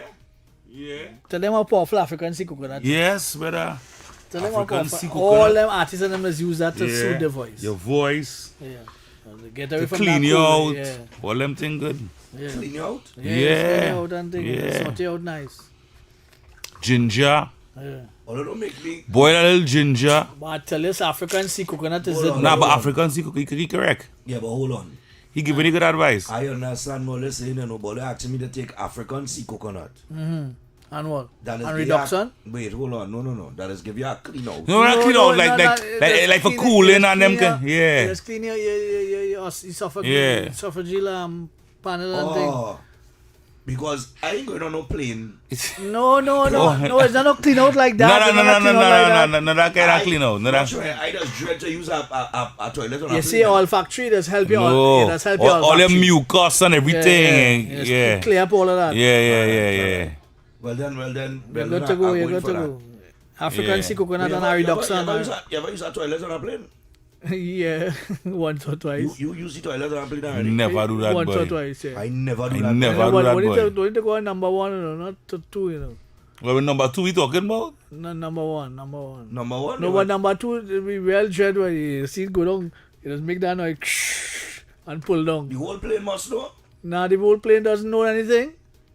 That is our fan extractor fans in there. Let's take it out of the atmosphere. Yeah, but the plane ain't go here when you flush. No, they won't hear that.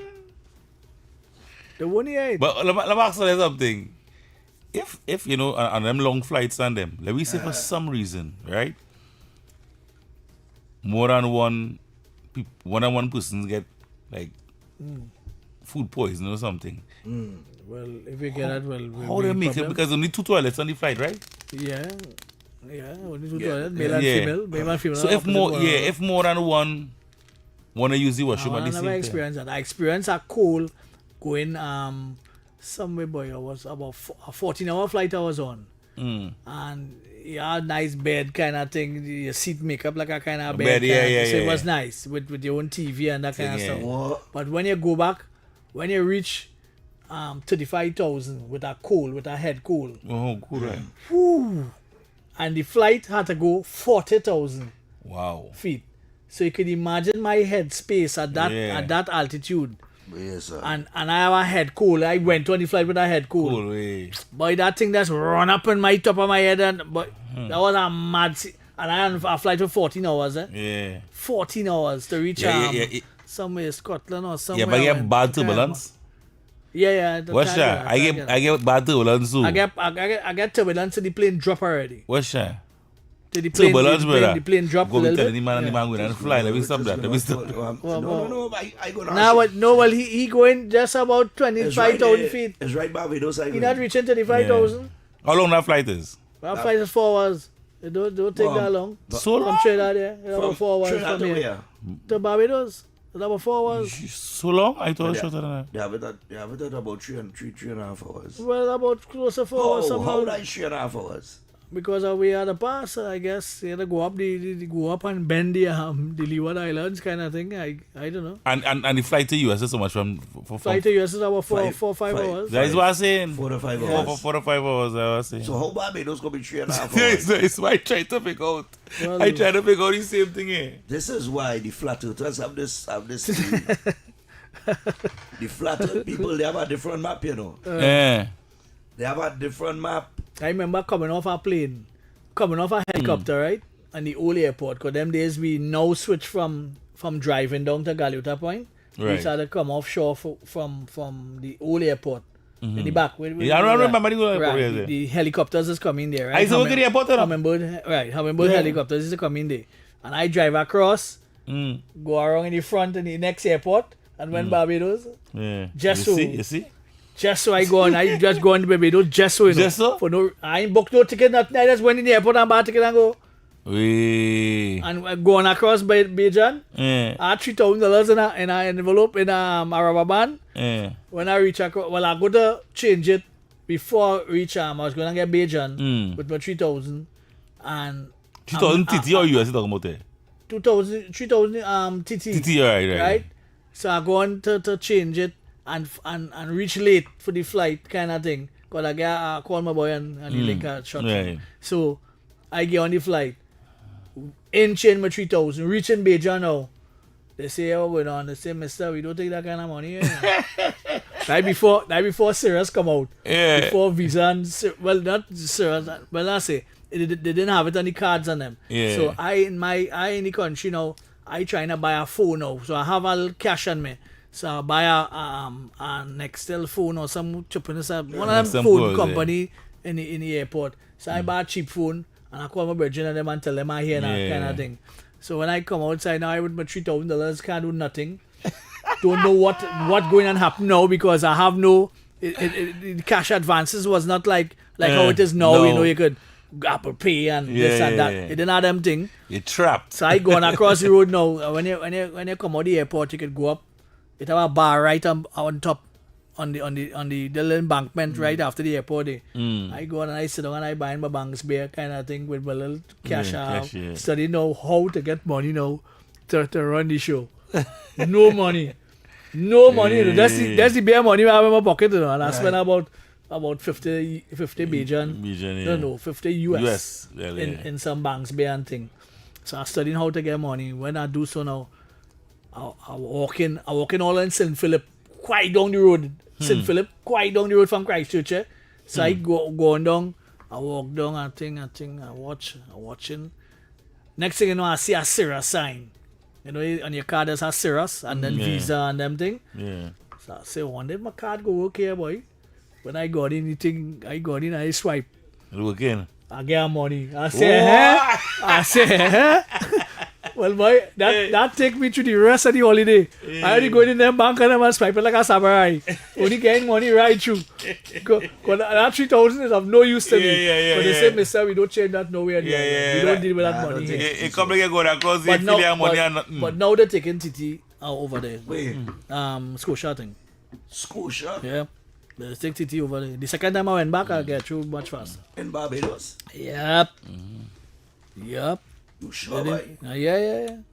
I went and find out that. I think they change city over there kind of thing. But look, last time I was there, last year, Republic Bank. No, Republic Bank, we don't know that. I don't like Republic at all. You if you have a Republic Bank card, you can't use it over there, no? Huh? Well, I just use my Cirrus. My bank is Scotia Bank. And you see the Cirrus on it is what saved me. Because it wasn't Visa, it was Cirrus. And you know SIRRUS? Yes, that what saved me. Yes, Cirrus. When you flying out, there's a different card now. I give you a remedy when I go home. We have Visa now, so we go to create some ginger, create some garlic. Right? Ginger, garlic.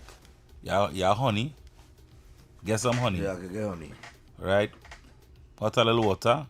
Put the grated ginger and garlic in a cup. a little Yeah, and use a male voice. Yeah. Put a little spoon of honey, tablespoon, quarter cup of hot water, and you're good to go. Remember I tell you that? A quarter cup. So I'm the African sea thing. African sea You can coconut use is that the too. way. You can use that too. That is the only thing that artists use to soothe their vocal cords. Yeah, When they have like that, when they're young in the soca thing and they're singing, and the voice get like that, African sea coconut body works wonders. I realize. And I've been in. I work it for a couple artists I was managing. Yeah. Don't the Kevin Little and all use it. Working. Don't the Kevin Little and all. When he'd come and I was managing him for the weekend, Yeah. his voice had gone. And his African sea coconut bring he back. Yeah, that's serious thing. We have mentioned ginger. Yeah, but ginger very good too. These there's a things ginger- are good. there's a ginger good for real thing Try now. try the African sea coconut first. If that ain't work, That will work. I'm guaranteeing you that will work, buddy. That will clear up all the phlegm in your throat and everything. Your whole olfactory does work, does soothe that. but is it a cold or just a sore throat? Yeah, different. Yeah, Boy. cold. Last night I started to feel like I dehydrated. Right. So my mouth started to dry up now. Yeah. Right? Now with the diet on, Mm. the fella really tell me when my body started going to ketosis. Yeah. Ketosis, yeah. Right? Yeah. My body will need salt. Yeah. So he say He dehydrated. take a if you bottle don't of, take it. yeah, take a bottle of this honey water and throw a teaspoon of salt in it. Right. And drink And that. sip it. Right? Mm. And they go give your body back the salt. Yeah. Yeah, but try that, sir. So I feel as that. Try the remedy and you go to go. A vial of Redoxon and you're throwing it in your water when you're drinking. Right, let fizz out. And African sea coconut. Remember I tell you that. And you're good to go. All right, we got 5 minutes till we wrap up. RKG, what the weekend looking like for you, man? Boy, the weekend for me, I go in and cut some bush way. You gonna cut bush? Yeah, a piece of land that You have a piece of land? that I take care of here. You have a piece of land? Yeah. There are people for that. Nah, but no, the exercise good too. No, but you have a piece of land. Yeah, but the exercise Where that land is? in the east. Oh God, that's so broad. You got that, but That's so broad. Tell her, man. that body side, yeah, that body, yeah, That body side. yeah. All right, agricultural land or not? Nah, that's No. not nah. No, I shouldn't say that. And because all like is because But the way you say- nah. The way you say, go and cut some bush. Yeah. Nah, I don't know you cause. I don't know we branching here. We branching acres. Acres. Yeah, acres. Right now, a man Acres. called me yesterday and telling me he want to buy an acre. And I feel a loose talk though. But he tell me he want to buy an acre of my land. Because I have about 14 acres that I have now. So I selling out an acre plots because it's agricultural land. So I'm going to clear it down and wherever. So he called me and tell me he want a piece. So I'm going up this weekend to deal with that at some point in time and see where it goes. You know, let's go with this land thing. This right now, real estate real hard. Real hard. Yeah, boy. Real hard. I have a partner of mine, get into real estate. The man only messaging me. Real I hard. said, brother, one, I don't have money to buy no land. Right. Right? And two, right now the market dead. I have a nice one day for 14 million, right? And I'm trying to sell it for 10 right now. Right But now, say I'm trying 14 to million normal. Right now. Easy like that. No, it's 14 million. It's land. It's 32 acres of land and 10,000 square foot lots. So you can't go wrong with that. And I have another one too. Up in Arimadi, 20 lots. You can't go wrong. But it's good land. But it's just and it has all the approval and all the drawings. See. All the approval and people in biting. They got a shell. But it has nothing to bite at. That's nothing that we just point up your land there for sale and what? Who buying it? Nobody not taking no 5 million and no 3 million and just putting it out just right now and where this economy going? No, nobody not doing that. Nobody not doing that. Nobody not taking out the money just like that and just putting it out. Nobody doing that. Everybody holding back and watching. Everybody watching. See how the thing going yeah. and you know what I mean? A And man then is they go spending. just Are go. you right? A man is spending A a while. man ain't going and A spend man that is kind of spending a money just while so as I- before and see or even trying to gamble. A man want to gamble around this time. A man going and buy agricultural land. He going and buy agricultural land to plant. Yeah. But to push off them goods on them is another headache. Yeah. Because you have to reap it, harvest it, get it out of the road, get it into the market, and try to get it out at a good price. That's an all in a risk right now. That's a risk. So you can invest all of that and... But they were saying, even if an apartment building you had to spend some money on, that might work because you have a little Spanish and thing that you come and rent. About 5 of them rented one apartment. What's that? The build apartment building up by me, boy. 3 stories. That's for Spanish, but if you see, by 3 stories, if it's all small, or 1 room, there's only one the Spanish and them one place's rent. How they able to pay the rent? Well, they able to pay the rent because they split up the salary. Right. They just go and buy groceries in bulk. About 5 of them staying in one. They just go and 5 of them stay. Everybody have their bed wherever. They go in the grocery and just buy wholesale. And just make breakfast for everybody. One person does make breakfast for everybody. Yeah. So everybody had a container, put in the breakfast. I had some Spanish working for me. When I was by 3 years. Right. I had some Spanish working by me. When I see them come on our morning, them coming at 8 o'clock that I reach for, they reach in at 7:30. They sit down, they take their breakfast, they eat their food, nice and slow and quiet. Wherever they get up, change their clothes, start to work, they start to sweep down the place, wash down the place, wherever, make sure it's in our gear, and they're ready for 8 o'clock. Every single morning. And when they get paid, they have this little black book they just walk with. Where they just check their money. So you can't rob them, you know. They check every dollar. They check every dollar going and coming. So that they know how to split. And them is political scientists, is engineer, is all of them is top of the line, you know. I had 12 Spanish work for me over the years, 12, and 4 of them was rubbish. But the rest, boy, them fellas are meticulous to the letter.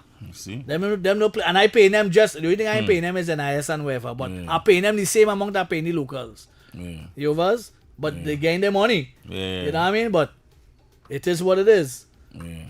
But when you tell them, when you show them something to the letter, you know. To the letter, you know. Them no play, you know. They will come in and ask you about boss, how to do this.